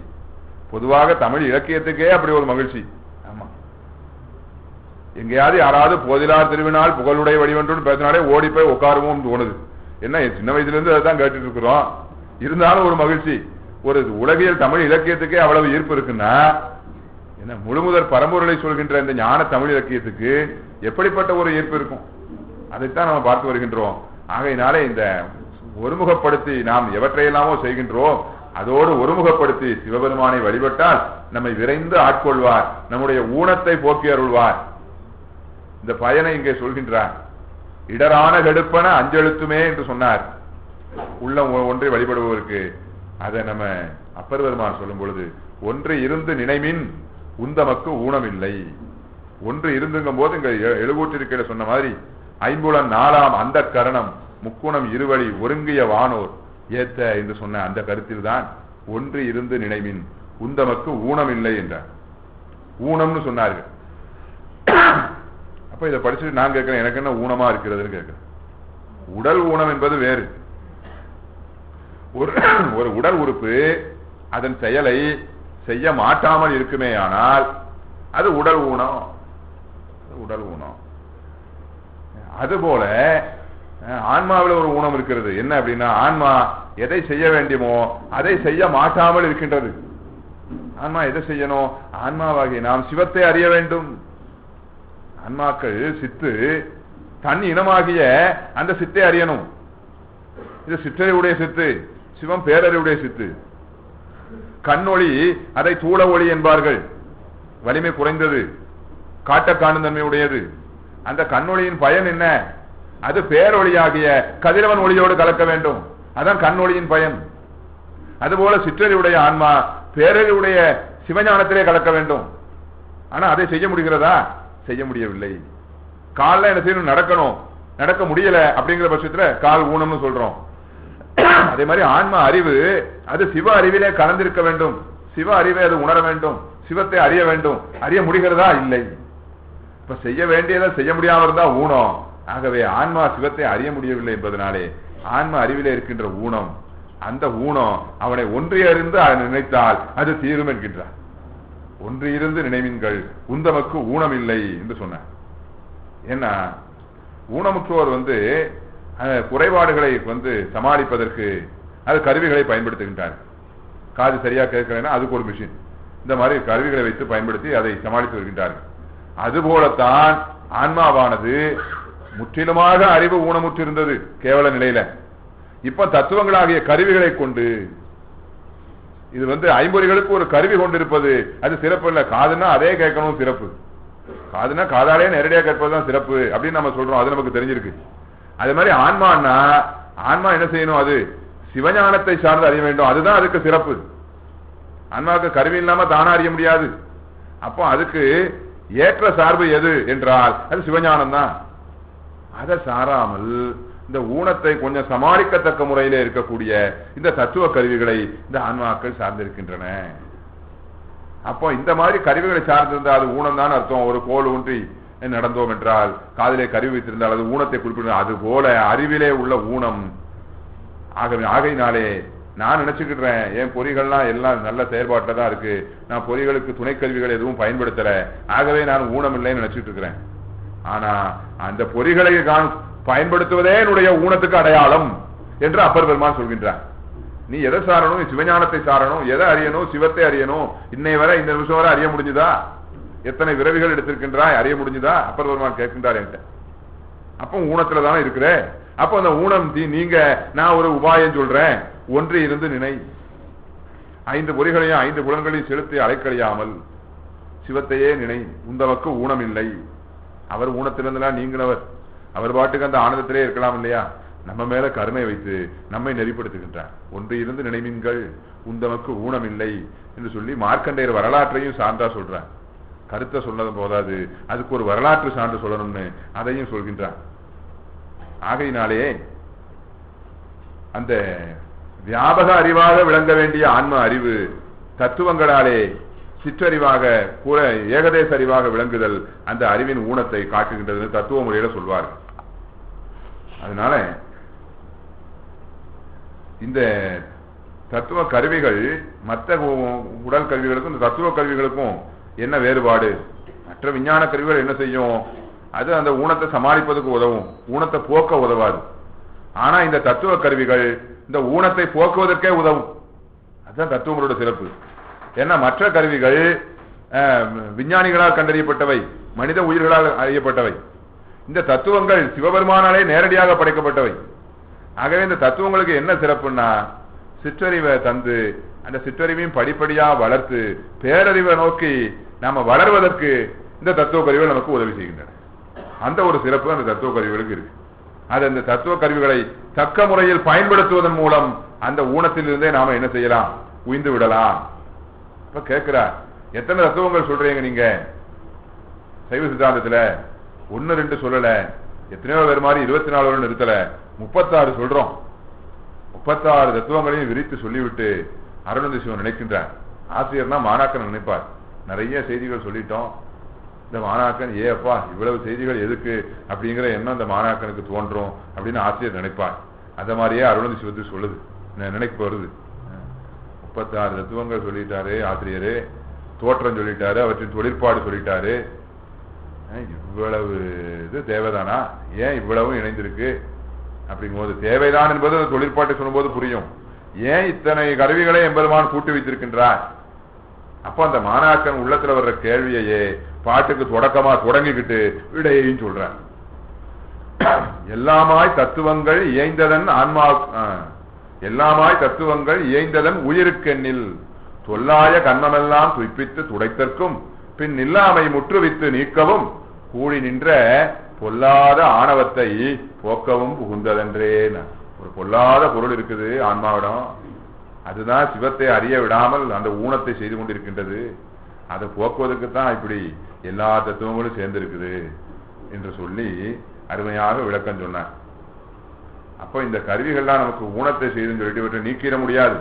நீக்குனா இப்ப உள்ள சிற்றறிவு ஊனத்தை விட பெரிய ஊனம் அறியாமை ஊனம் அது வந்துடும். ஆனா கருவிகளையே கொண்டாடிக்கிட்டு உலக வாழ்க்கையிலேயே திளைத்திருந்தால் அப்பவும் ஞானம் உண்டாகாது. அப்ப என்னதான் செய்யறது என்று உமாசிவன் நயமா கேட்கின்றார். முந்தைய ஆசிரியர்கள்லாம் ஒவ்வொரு முறையில சொல்லிட்டாங்க. இருந்தாலும் மாணவர்களுக்கு சில எண்ணங்கள் இருக்கும், சந்தேகங்கள் இருக்கும், அதை விளக்குவோம் அப்படின்னு சொல்லி பின்வந்த ஆசிரியர் அந்த கடப்பாட்டை மிக அற்புதமாக செய்திருக்கின்றார். ஏன் கருவிகள் இல்லாட்டாலும் ஆன்மா ஒன்றே அறிய முடியாது, கருவிகளோடையே இருந்தாலும் ஐம்புலன்களிலே இருக்க வேண்டியதான் உய்ய முடியாது. அப்போ என்னதான் செய்வது? காட்டிடும் கரணம் ஒன்றும் இல்லையேர் காணோனாதான், காணோனாதான் அறிய முடியாதான்.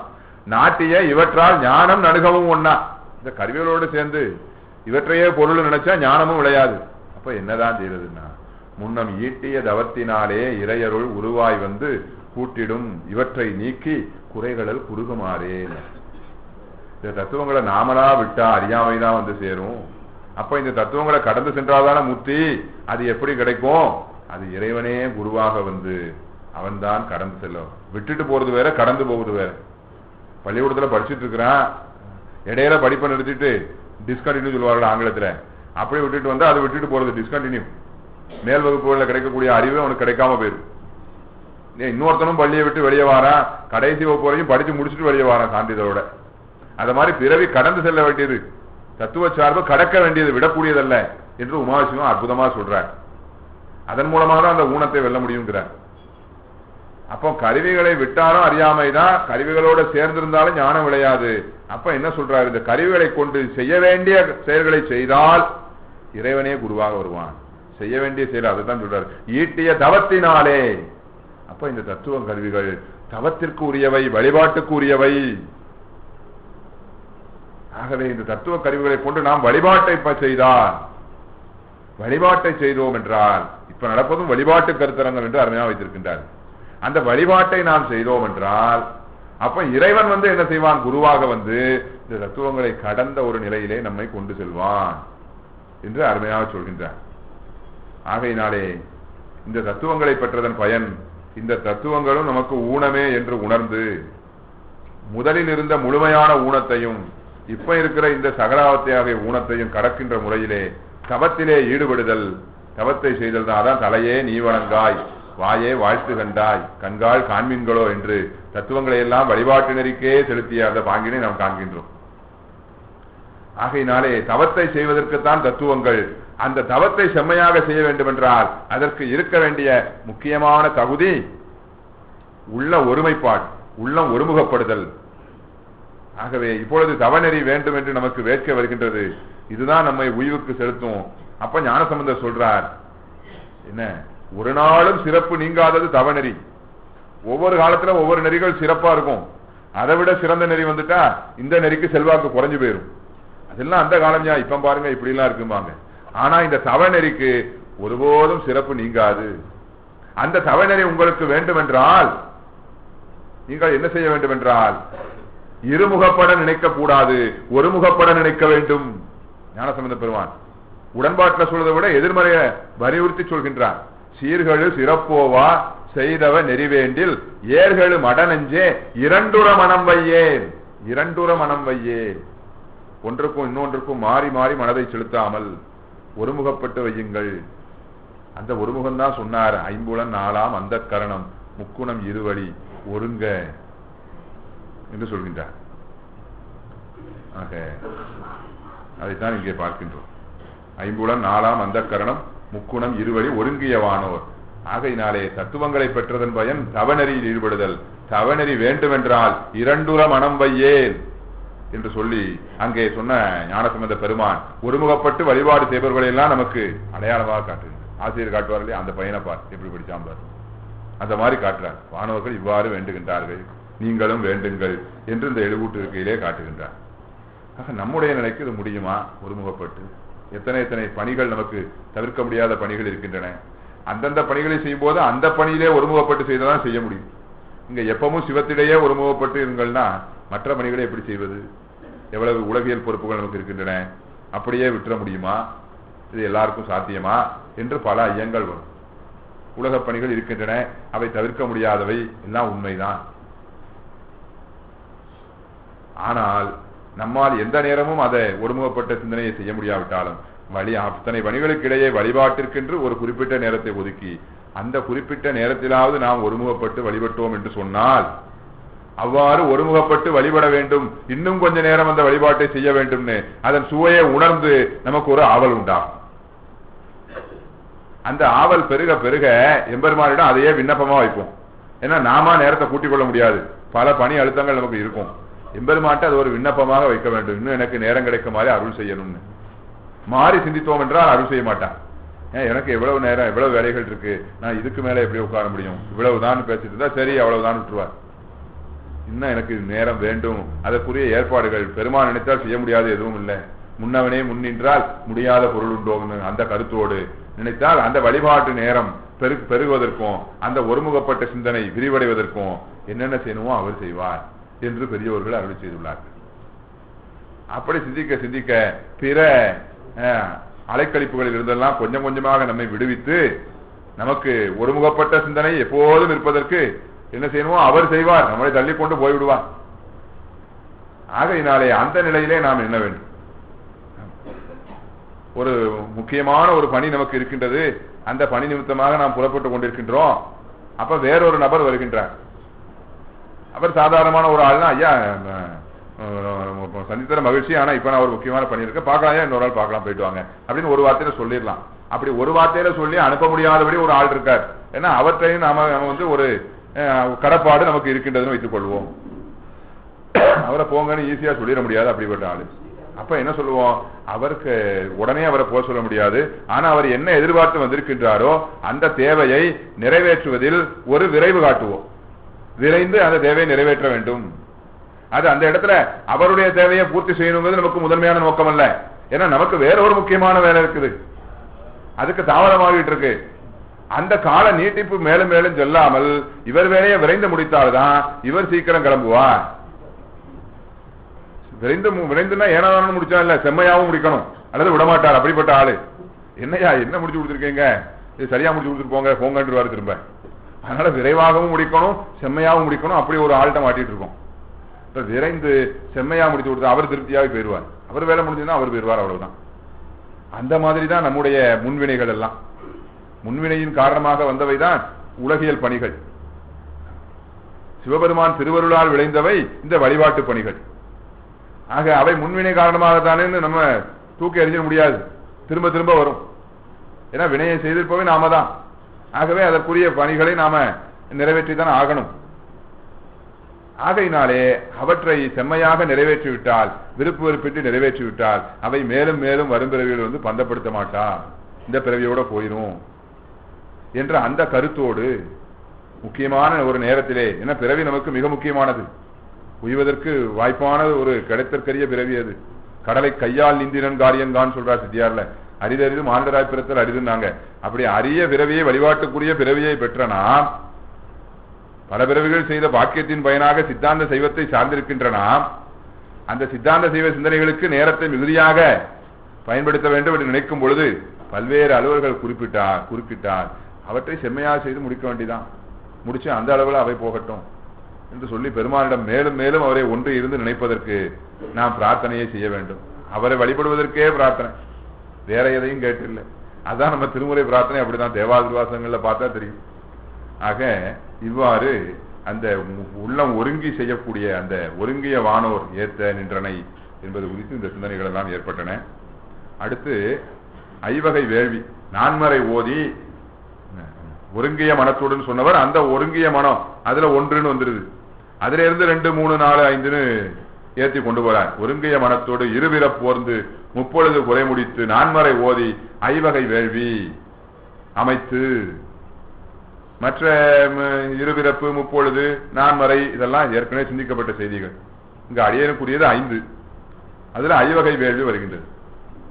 ஐவகை வேள்வி வரும்போது நம்ம நூலோர்கள் என்ன சொல்கின்றார்கள் என்றால், பிரம்ம யாகம், தேவயாகம், பிதுர் யாகம், மானுட யாகம், பூத யாகம் என்று இந்த 5 யாகங்களை ஐம்பெரும் யாகம் ஐம்பெரும் வேள்வின்னு சொல்றாங்க.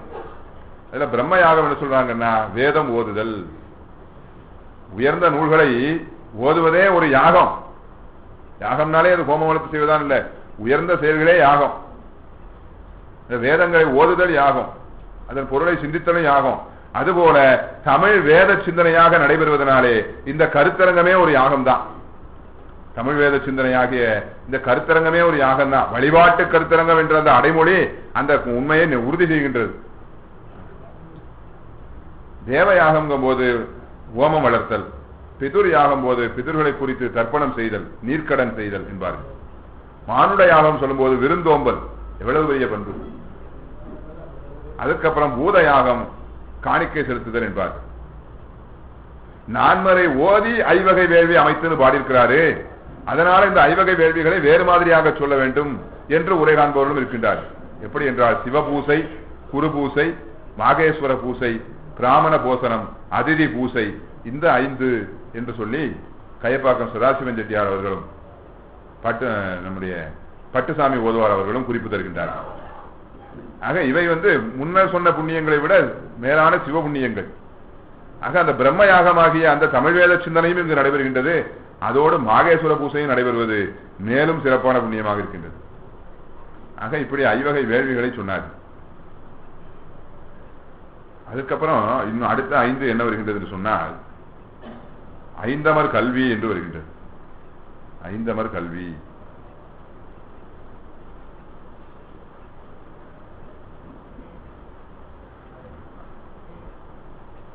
எச்சன் ஏழிசையோன் கொச்சையை மெச்சினை 6 பதமும் 5 கல்வியும் மறைமுதல் 4 3 காலமும் தோன்ற நின்றனை. அந்த இடத்துல 5 கல்வின்னு வருது. இந்த 5 கல்வி என்பதற்கு அந்த ஆசுகவி, மதுரகவி, வித்தாரகவி, சித்திரகவி இவன்று 4 தான் சொல்வார்கள். இவற்றோடு விரயம் என்ற ஒன்றையும் சேர்த்து இவை 5 என்று ஒரு சார் உரையாசிரியர்கள் சொல்லிச் சொல்கின்றார்கள். ஆனால் அந்த 5வது சொன்ன விரயம் என்பது என்ன, அது பற்றி நாம் எந்த குறிப்பையும் அறிந்து கொள்ள முடியவில்லை. ஒரு சார் உரையாசிரியர் கருத்து இவ்வாறு இருக்கின்றது. ஆனால் 5 கல்வி என்பது என்னவென்றால், அந்த ஓமையிலா கலைஞானம். சாதாரண கல்வியெல்லாம் அருளாளர்கள் கல்வி என்று போற்ற மாட்டார்கள். ஞான நூல்களைத்தான் இவர்கள் கல்வி என்று போற்றுவார்கள். அப்போ 5 கல்வி என்பது பெரிய புராணத்திலே சொல்லப்பட்ட அந்த ஓமையிலா கலைஞானம். இந்த 5 கல்வியை தான் சேக்கரா சொல்லியிருக்கார். அப்படி கொள்ளணும். இது முதல் திருமுறை, அது 12ஆம் திருமுறை. இந்த 5 கல்வியை ஓமையிலா கலைஞானம் என்று சேக்கரா பெருமான் சொல்லியிருக்கின்றார். அந்த ஆகம கல்வி அதுதான் 5 கல்வி. இந்த ஆகம கல்வியை 5 கல்வின்னு சொன்னார்கள் என்றால் 5 திருமுகங்களால் அருளி செய்யப்பட்டது. எம்பெருமான் 5 திருமுகங்களை மேற்கொண்டு மற்றவை தம்மை மகேந்திரத்திலிருந்து உற்ற 5 முகங்களால் பணித்து அருளியும் சொன்னார். ஆகவே ஈசானன், தத்புருடம், அகோரம், வாமதேவம், சத்யோஜாதம் 5 முகங்களால் தரப்பட்டவை இந்த வேதாகமங்கள். அவற்றை கற்கக்கூடிய கல்வி அதுதான் 5 கல்வி என்பது பட்டுசாமி ஓதுவார் அவர்கள் தரக்கூடிய ஒரு குறிப்பு. அரியனுக்கு இன்னொரு சிந்தனையும் தோன்றியது. அது பெரியவர்கள் தான் சொல்ல வேண்டும். உண்மை விளக்கத்திலே சொல்வார், ஐயா இந்த வேதம், ஆகமம், புராணம், மற்ற சாத்திரங்கள், தோத்திரங்கள் எல்லாம் என்னங்கிறீங்க, எல்லாம் 5 எழுத்தினுடைய விரிவு, அவ்வளவுதான். இத்தனையும் உள்ளடக்கி இருப்பதான் 5 எழுத்து. 5 எழுத்தே ஆகமமும் அண்ணல் அருமறையும், 5 எழுத்தே ஆதி புராணம் அனைத்தும், 5 எழுத்தே ஆனந்த தாண்டவமும், 6 அப்பாலா மோனந்த மாமுத்தையும் சொன்னார். 5 எழுத்து தான் அத்தனை கல்வியும். அவர் வழிவந்த ஆசிரியரும் அதை அப்படியே புடிச்சுக்கிட்டார். 2 அடியில அருமையா சொன்னார். அருள் நூலும் ஆரணமும் அல்லாதும் 5 பொருள் நூல் தெரிய புகின். இந்த ஆகமங்கள் இவை மட்டுமில்ல, புதிதாக எத்தனை விஞ்ஞானங்கள் தோன்றினாலும் எல்லாம் ஒரு வகையில 5 எழுத்தினுடைய ஒரு கூறாக அடங்கும். அவ்வளவு மகிமை வாய்ந்த ஒரு பெரிய கடல் அது இருக்குது. 5 எழுத்துங்கிற சிறிய வடிவத்தில் இருக்குது. பெரிய கடல் இருக்கின்றது, நமக்காக பெரிய கடலை திரட்டி கொடுத்திருக்கிறார். அவ்வளவு செய்திகளையும் நாம சிந்திக்க முடியுமா? எத்தனை 28 ஆகமங்கள், 14 மெய்கண்ட சாத்திரங்கள், 14 பண்டார சாத்திரங்கள், அத்தனை கருத்துக்களையும் ஒரு செயல் விடாம உட்கார்ந்து சிந்திச்சுக்கிட்டே இருக்க முடியுமா?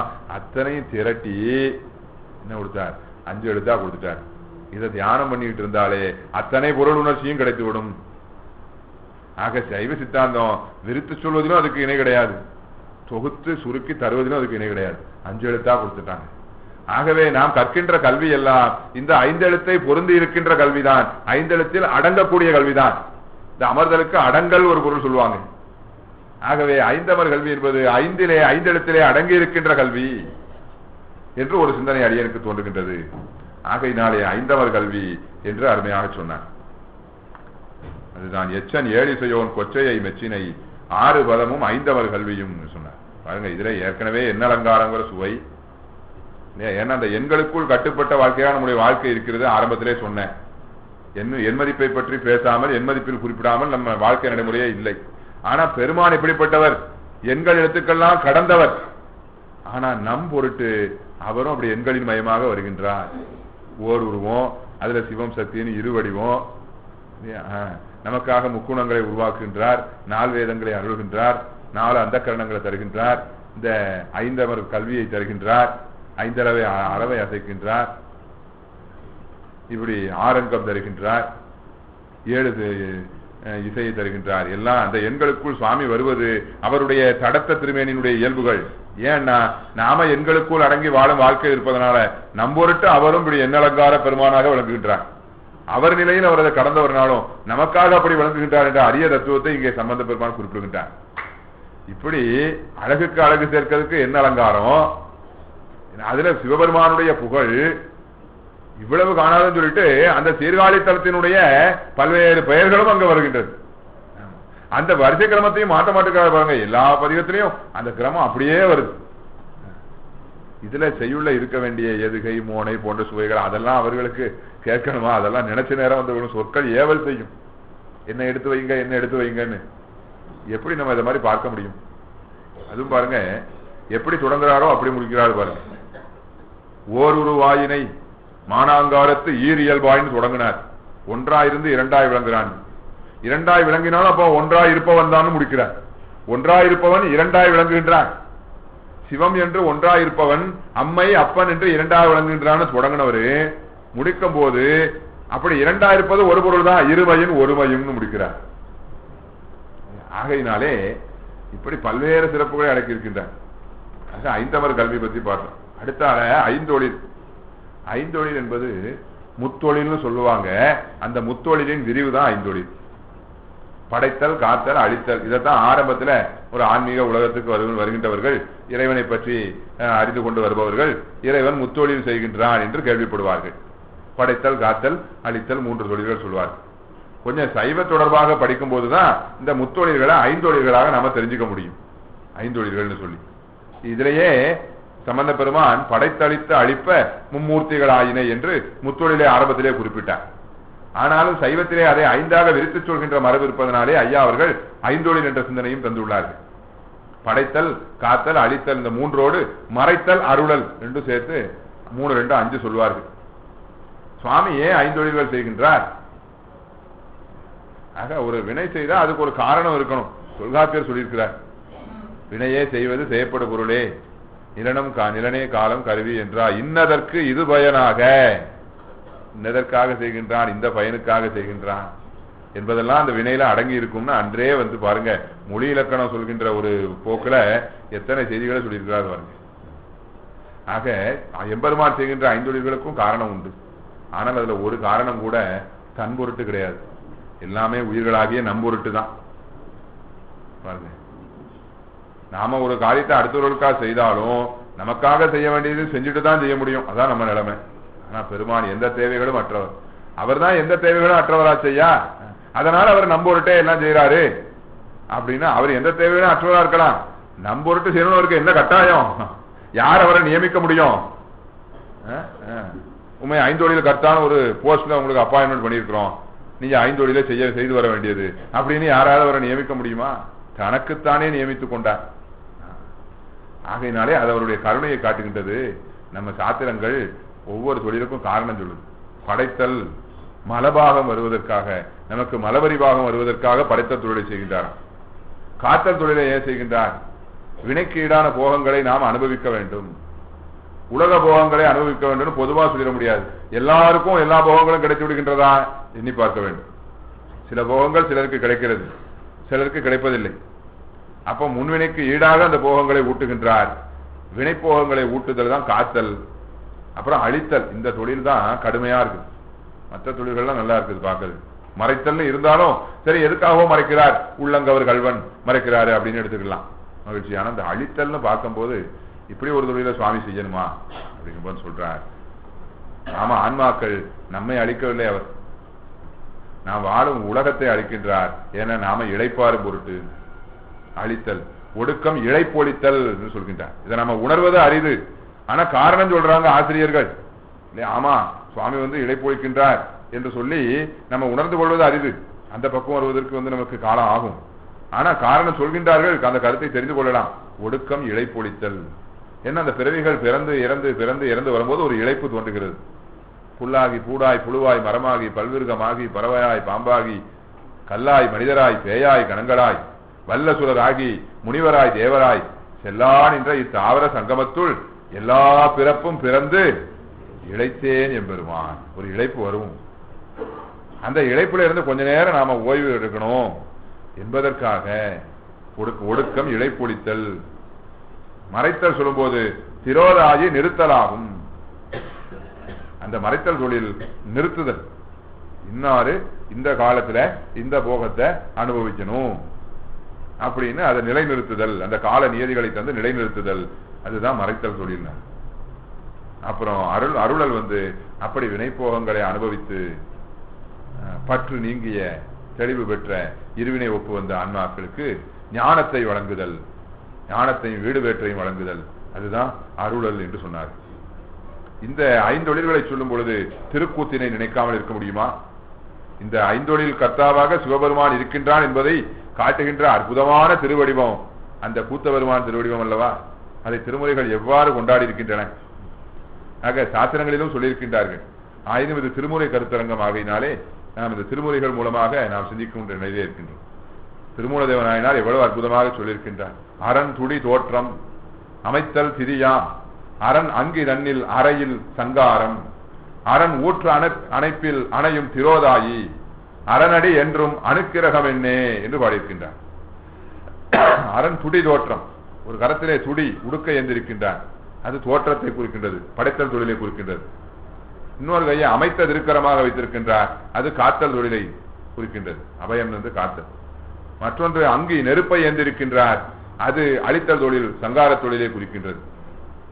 அரண் ஊற்று அணைப்பில் அணையும் திரோதாயின், ஊற்று என்பது ஊற்றம், ஊற்றம் என்பது வலிமை, அது அம்மு நீங்கி ஊற்று என்று உள்ளது என்பது மகாவித்வான் அருணவேல் முதலியார் அவர்கள் தருகின்ற விளக்கம். அது உண்மை விளக்கத்திலும் இதே கருத்து சொல்லும்போது ஊற்றமா ஊன்று மலர்பதத்தே உற்ற திரோதம், ஊற்றமான்னு அங்க சொன்னார். அத மாதிரி இங்கேயும் அந்த ஊற்றம் என்பது ஊற்றுன்னு இருக்கிறது. அரண் ஊற்று அணைப்பில் அணையும் திரோதாயி, அணைப்பு என்பது இங்க என்னவென்றால் அந்த முயலகனுடைய முதுகிலே அந்த திருவடியை ஊன்றி வைத்திருத்தல், அதான் அணைத்தல், திருவடியினாலே அணைத்தல். அது திரோதான தொழிலை மறைத்தல் தொழிலை குறிக்கின்றது. முயலகன் மீது ஊன்றி உள்ள பாதம் மறைத்தல் தொழிலை குறிக்கின்றது. உடுக்கை ஏந்திய திருக்கரம் படைத்தல் தொழில், அமைத்த திருக்கரம் காத்தல் தொழில், நெருப்பேந்திய திருக்கரம் அழித்தல் தொழில், முயலகன் மீது ஊன்றிய திருவடியினால் மறைத்தல் தொழில். எடுத்த திருவடியானது அருளல் தொழிலை குறிக்கின்றது. அரண் அடி என்றும் அணுக்கிரகம் என்ன, அரண் அடின்னு பொதுவாக தான் சொல்லியிருக்கிறார். ஆனா முந்தைய அடியில அரண் ஊற்று அணைப்பில் அணையும் திரோதாயின்னு ஊன்றிய திருவடியை சொல்லிட்டதுனால நான்காம் அடியில சொன்னது எடுத்த திருவடியாகத்தான் இருக்க வேண்டும் என்பது அங்க பெற வைக்கின்றான். அரண் அடி என்றும் அணுக்கிரகம் என்ன, அணுக்கிரகமாவது அருளல், அந்த எடுத்த திருவடிதான் அருளலை குறிக்கின்றது என்று இப்படி இந்த ஐந்தொழில் சிறப்பினை காட்டுகின்ற ஒரு திருவுருவமாக இதை காட்டுகின்றார்.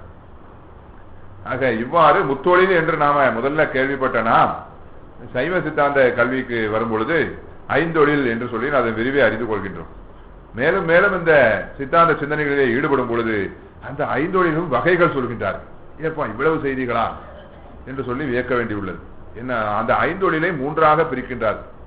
முதலே சொன்னேன், பிரித்து பிரித்து சொல்வதிலும் சரி, அனைத்தையும் சேர்த்து திரட்டி சொல்வதிலும் சரி, அது சைவத்துக்கு நிகர் சைவம் தான்.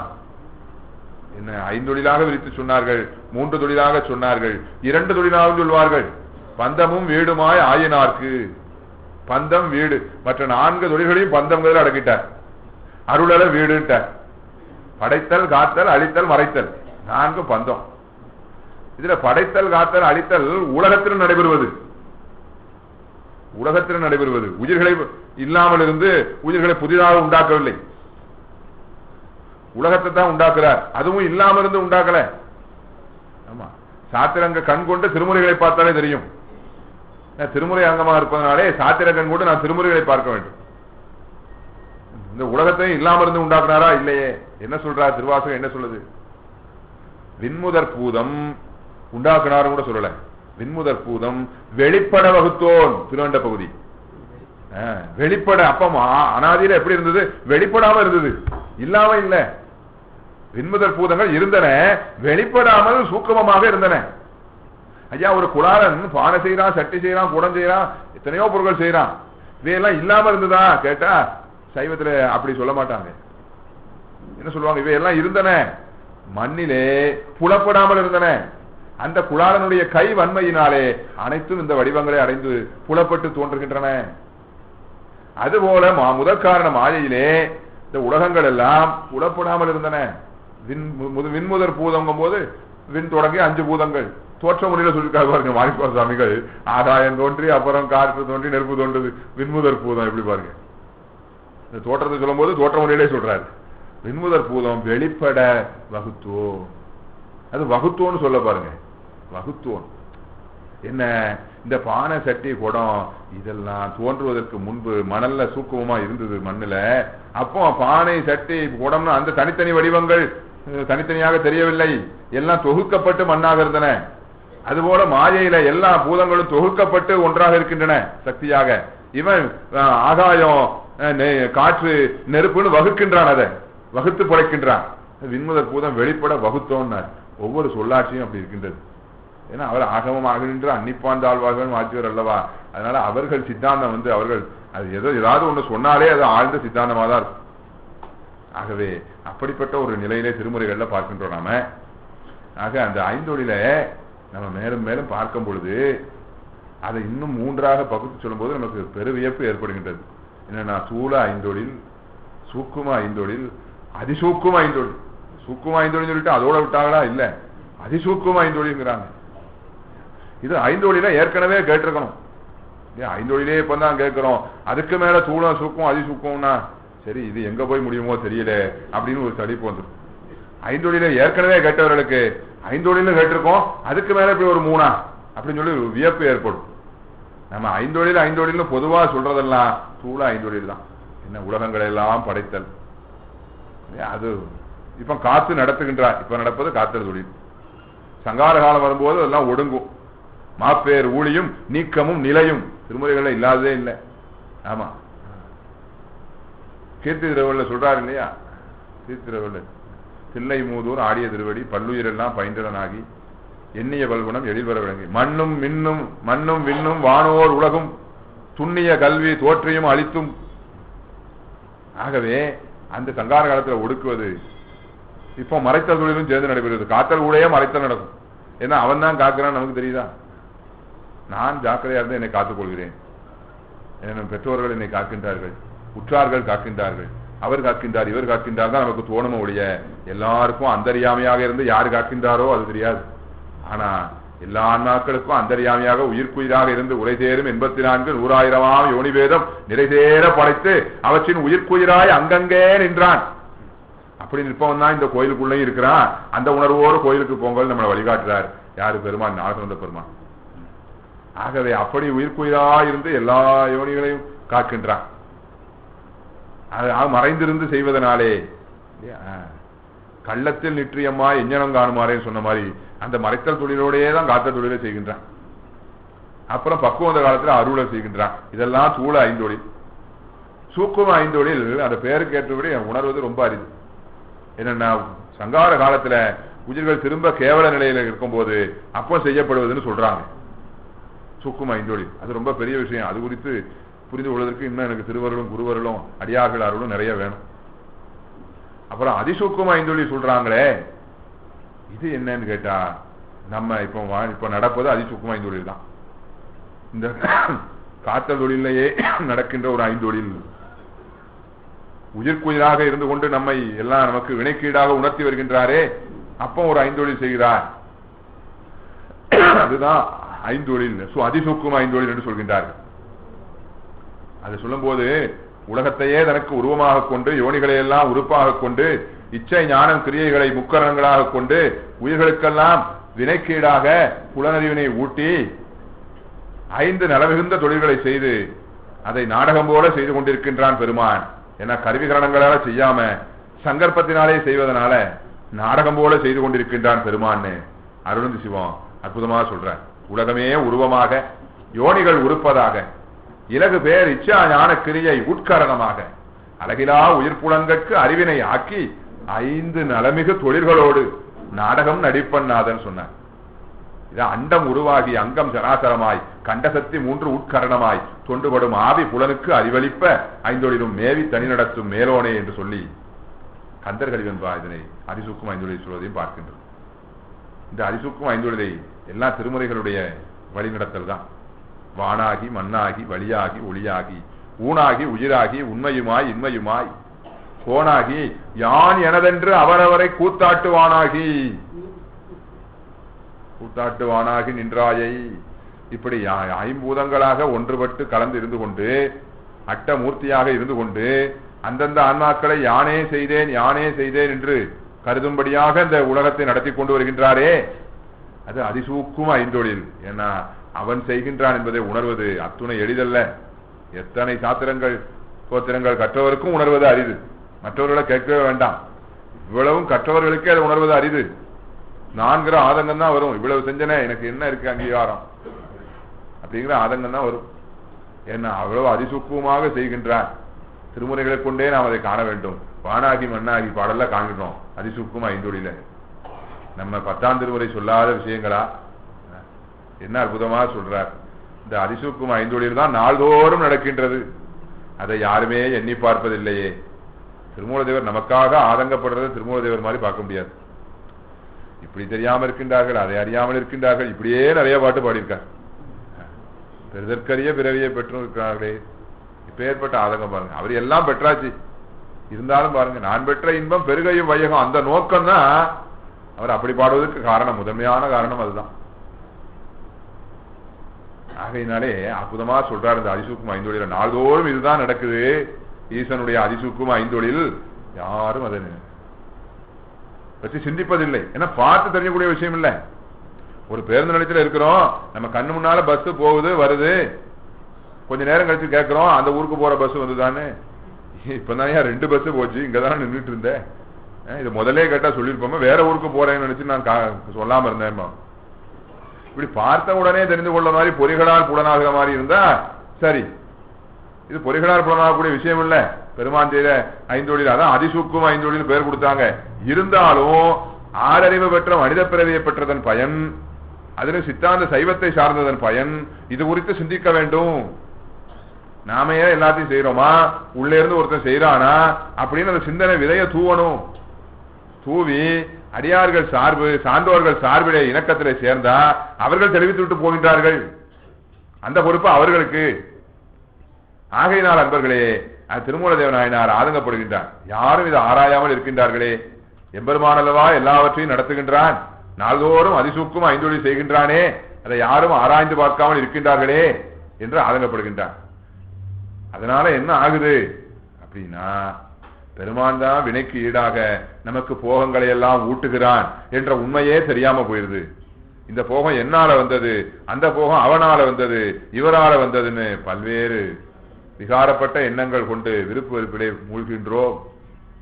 ஏன்னா உய்வு, நம்முடைய உய்வு எதை பொறுத்ததுன்னு நம்ம சைவம் சொல்லுது அப்படின்னா, வினைப்போகங்களை அனுபவிக்கும் போது நம்முடைய மனநிலை எவ்வாறு உள்ளது என்பதை பொறுத்துதான் நம்முடைய உய்வே இருக்கின்றது. எவ்வளவு கற்கின்றோம் கேட்கின்றோம் என்பதெல்லாம் ஒரு பக்கம் இருந்தாலும் கற்றதையும் கேட்டதையும் பயன்படுத்தி வினைப்போகம்னு ஒண்ணு வரும்போது என்ன மனநிலையில் நாம் இருக்கின்றோம்? ஏன்னா எல்லா நாளும் எல்லா போகங்களும் ஒரே தன்மைத்தாய் வருவது கிடையாது, பல்வேறு தன்மைத்தாய் வரும். ஒன்று நினைக்க அது ஒளிந்திட்டு ஒன்றாகும், அன்று அது வரினும் வந்த இதும் ஒன்று நினையாத முன் வந்து நிற்கணும் நிற்கும். அந்த நேரத்துல எல்லாம் மனப்பாங்கு எப்படி இருக்கணும்னு சொன்னாங்க, இணையாலும் ஈசன் செயல் என்று மனப்பாங்கு இருக்க வேண்டும் என்றார்கள். அந்த மனப்பாங்குல தான் நம்முடைய உயிரே இருக்கின்றது என்று நம்ம திருமுறைகள் நமக்கு வழிகாட்டுகின்றன.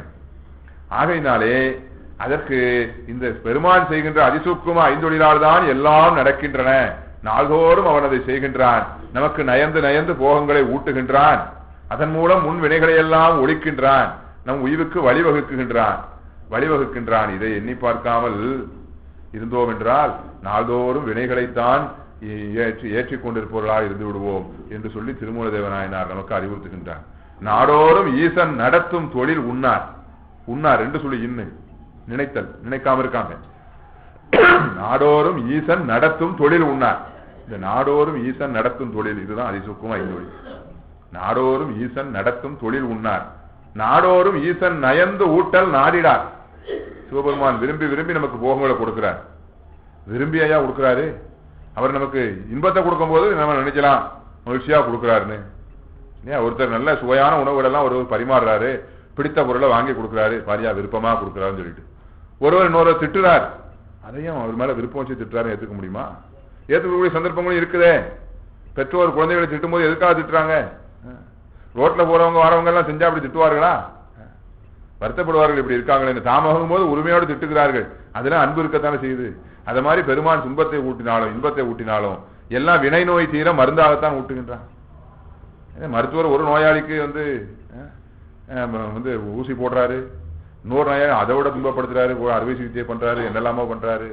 இவ்வளவும் காணாதுன்னு சொல்லிட்டு நீங்க இந்த சுவையான உணவுகள் எல்லாம் பட்டியலிட்டு இதெல்லாம் நல்லா சாப்பிடுங்கன்னு சொல்ல போறாரான்னா இதெல்லாம் ஒன்னையும் தொடக்கூடாதுங்கிற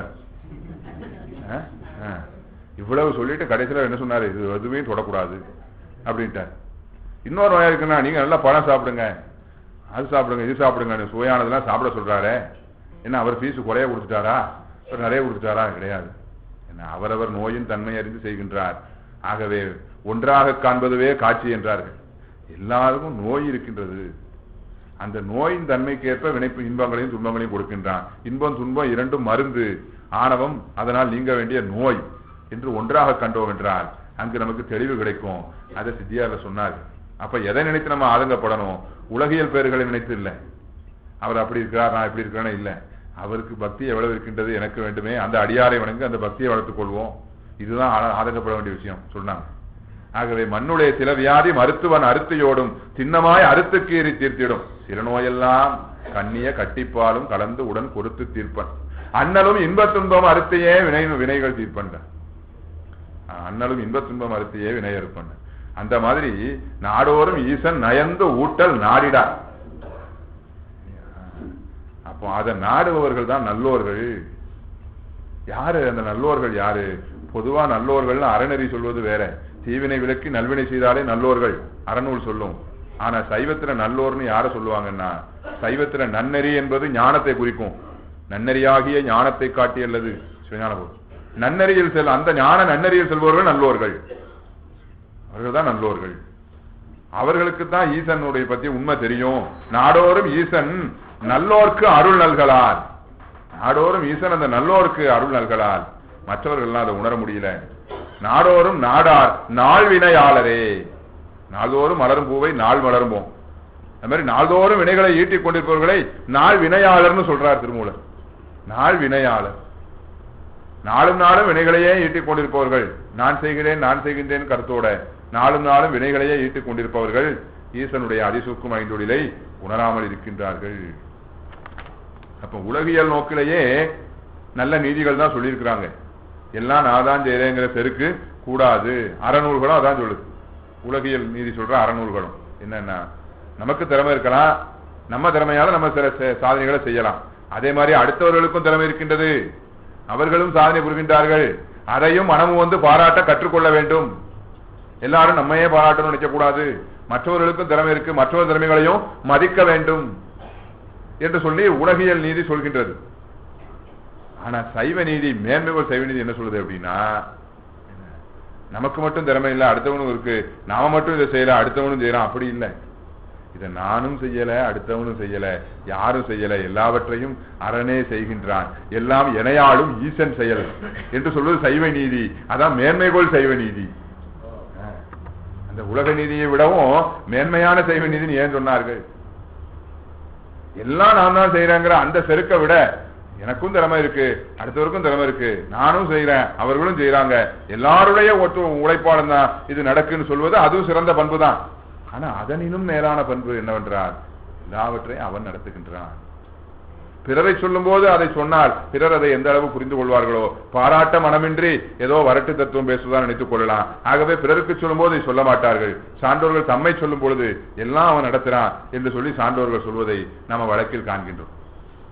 ஆகையினாலே யான் செய்தேன் பிறர் செய்தார் என்னதை யான் என்னும் இக்கோணை ஞான எரியால் வெறுப்பி நிமிர்த்து தான் செவ்வே நின்றிட அத்தத்துவந்தான் நேரே தனையளித்து முன்னிற்கும் வினை ஒளித்திட்டோடும் என்று சொல்லி சித்தியார் சொல்வதை நாம் இங்கே எண்ணி பார்க்க வேண்டியிருக்கின்றது.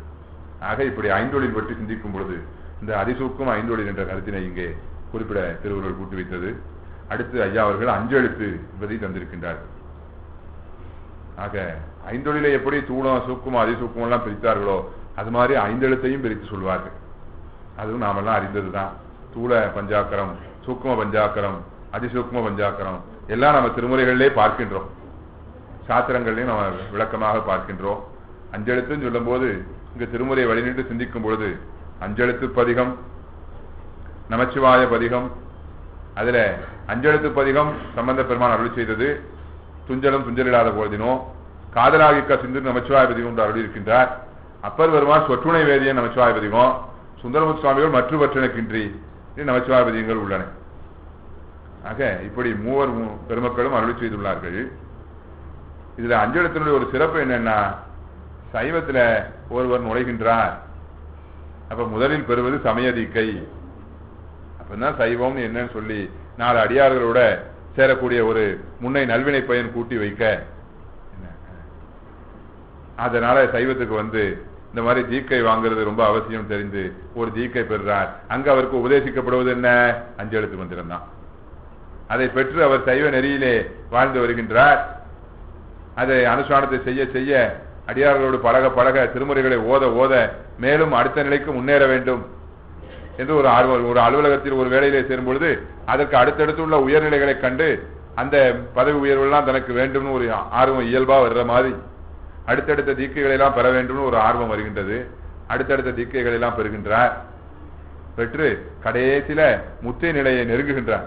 எல்லா உயர்வும் எதை நோக்கி நம்மை அழைக்கின்ற? முத்தியை நோக்கி தான். அந்த முத்தி பெறுகின்ற அந்த விளிம்பு நிலைக்கு வருகின்றார். ஒரே ஒரு செயல்பாடு அதை செஞ்சுட்டா முத்தி தான், சிவத்தோடு ஒன்றுபட்டு விடலாம். அந்த நிலையில செய்யக்கூடியதுதான் சிவோகம் பாவனை, சிவத்தோடு ஒன்றாத. அதுதான் திருவாசகத்துல நாம் ஒளிந்து சிவமானவாபாடி தெல்லேனம் கொட்டாமோ என்றார். அப்படி ஆன்மாவே சிவமாக வேண்டும் என்றால் அதற்கு செய்ய வேண்டிய செயல்பாடு சிவோகம் பாவனை. சிவஞான போதம் 9ஆம் சூத்திரத்துல சொன்ன விஷயம். சிவஞான போத கருத்தரங்கமும் ஐயா அவர் நடத்தினார்கள். அப்பொழுதும் அடியேன் 9ஆம் சூத்திர சிந்தனை தான் வழங்கியிருந்தார்கள். அந்த சமயத்திலே அந்த சிவோகம் பாவனையை பற்றி விளக்கமாக சொல்லக்கூடிய ஒரு பேரு திருவள்ளுவர் கிட்டியது. அந்த சிவோகம் பாவனை செய்யும் போதுதான் ஆன்மா சிவத்தோடு ஒன்றாயிரும். சிவத்துக்கு எப்படி பிறவி இல்லையோ அது மாதிரி அந்த ஆன்மாவுக்கும் பிறவி இல்லை, உயிர்ந்து விடும். ஆனா சார்ந்ததனமா ஆகிதான் ஆன்மா எதுவும் செய்ய முடியும். ஆமா, பற்றுகள் இருந்து விடுபடணும்னா பற்றற்றான சாரணம். ஆக அவ்வாறு அந்த சிவத்தோடு ஒன்று. அந்த சிவோகம் பாவனை செய்யும் பொழுது அங்கேயும் பாவனை மட்டும் சொல்லல, மந்திரம் கிரியையோட சேர்த்துதான் சொல்லி இருக்கு.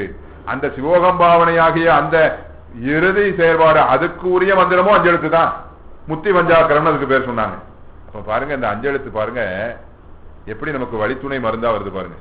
சைவத்துக்குள்ள நுழைஞ்சதிலே இருந்து சமய தீக்கைன்னு நுழைஞ்சதிலே இருந்து அந்த அஞ்செழுத்து மந்திரத்தை பெற்று விசேட தீக்கை, சிவபூசை, என்ன எல்லாத்திலையும் அந்த அஞ்செழுத்தையே பெற்று பெற்று கடைசியில் அந்த முத்தி அடையும் தருவாயில சிவோகம் பாவனை செய்யும் பொழுதும் விதி என்னும் அஞ்செழுத்தே அங்க வச்சிறார். விதி என்னும் அஞ்செழுத்தேன் அந்த முத்தி அடைகின்ற அந்த நிலையிலையும். அதோடு மட்டுமா, முத்தி அடைந்து சீவன் முத்தராக வாழ்ந்து கொண்டிருக்கும் போதும் மலவாசனை அப்பொழுது வருத்தாமல் இருக்கும் பொருட்டு அப்போதும் அஞ்செழுத்து. அணிந்தோர் தன்மையை சார வைத்து கூறுவார்கள். அதையும் நாம பார்க்கலாம்.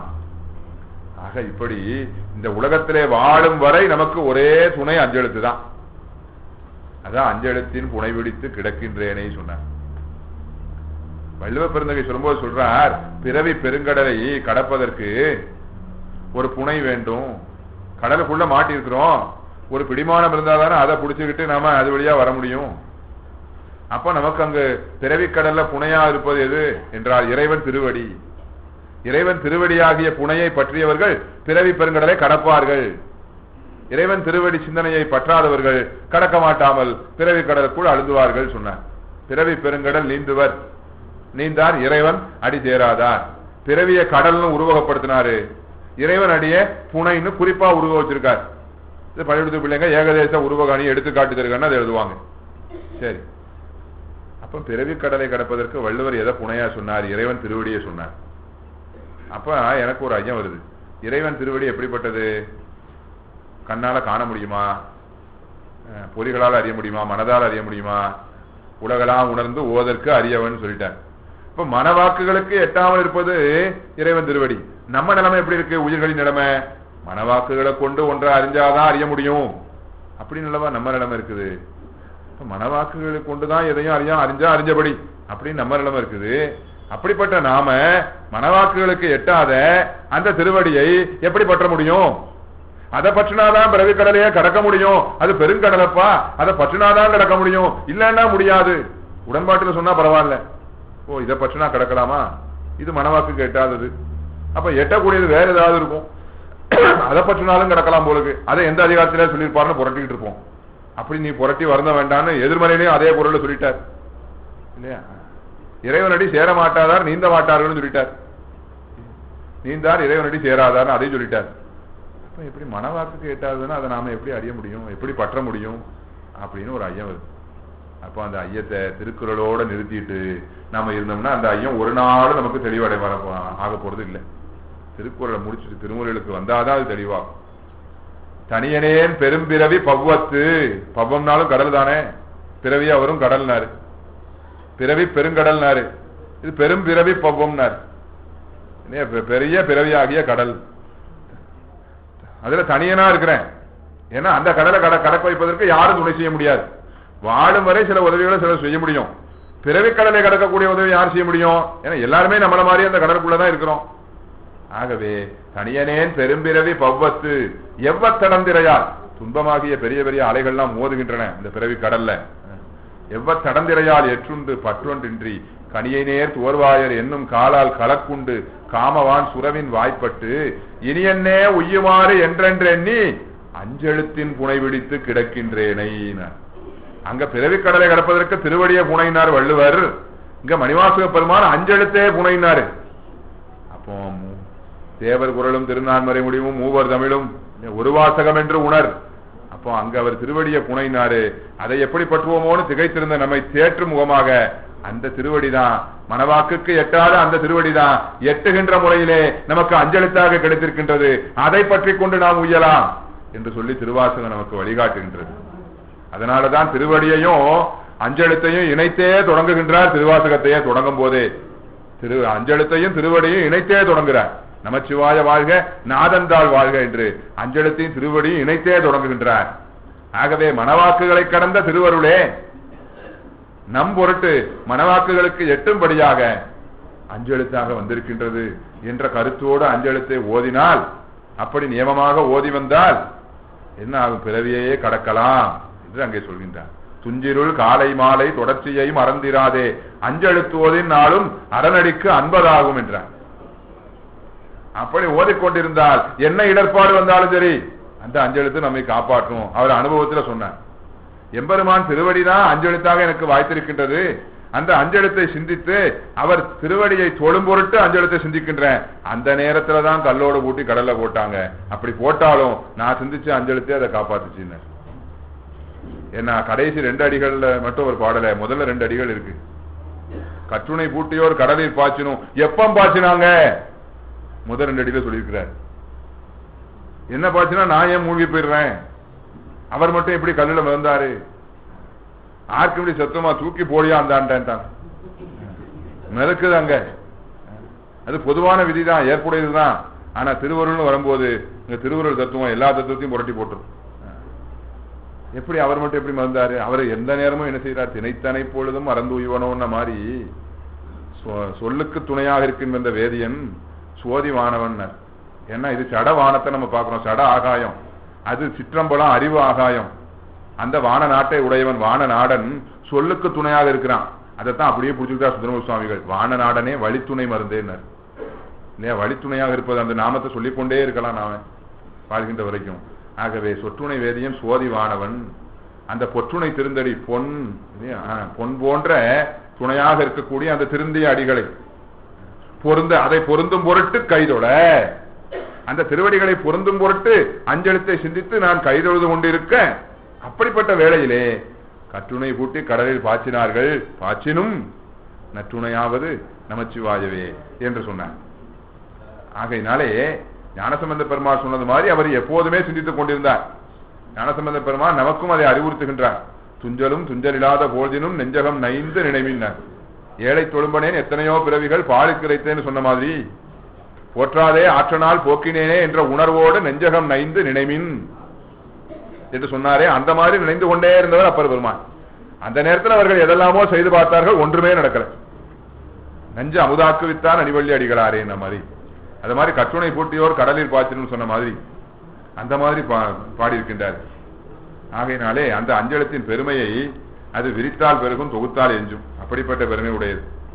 அந்த அஞ்சலத்தை சிந்திக்காத நாள்கள் எல்லாம் சான்றோர்கள் எப்படிப்பட்ட நாளாக கருதினார்கள்? ஓவு நாள் உணர்வு அழியும் நாள், உயிர் போகு நாள், உயர் பாடை மேல் காவு நாள், இவை என்றலால் கருதேன். இப்படி உயிர் போகும் நாள் என்று இப்படி கருதுவதை தவிர வேறு மாதிரி கருத மாட்டேன் என்றால் கருதேன் என்று சொல்லி சொன்னார். அடி ஏத்துவாரெல்லாம் அப்படித்தான் கருதுவார்களாம். ஆகவே இட்டனும் அவ்வாறே கருதுவேன் என்று சொல்கின்றார். எப்படி கருதி இருக்கின்றார் சுந்தரமூர்த்தி பெருமான்? ஒருவருக்கு எதில் மிக தீவிரமான விருப்பம் உள்ளதோ, அவர்களுக்கு ஒரு மயக்க நிலை ஏற்பட்டால் கூட வாயானது அவர்களுக்கு எதில் விருப்பம் இருக்கோ அதை உச்சரிச்சுக்கிட்டு இருக்கும்.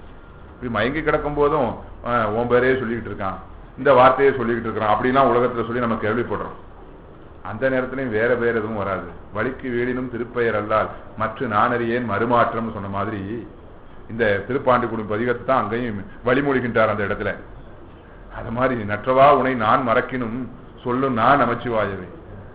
மறந்தா எப்படி? நாக்குக்கு அப்படி ஒரு பயிற்சி அஞ்செழுத்தோடு, அப்படிப்பட்ட ஒரு நிலை.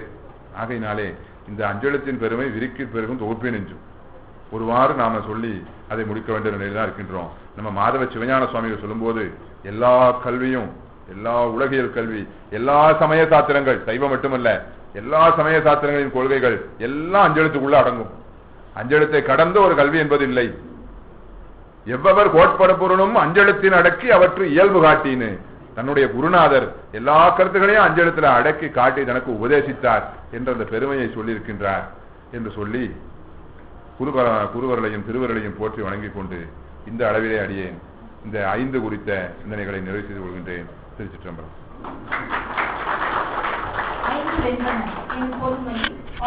வழங்கிய ஐயா அவர்களுக்கு நன்றி.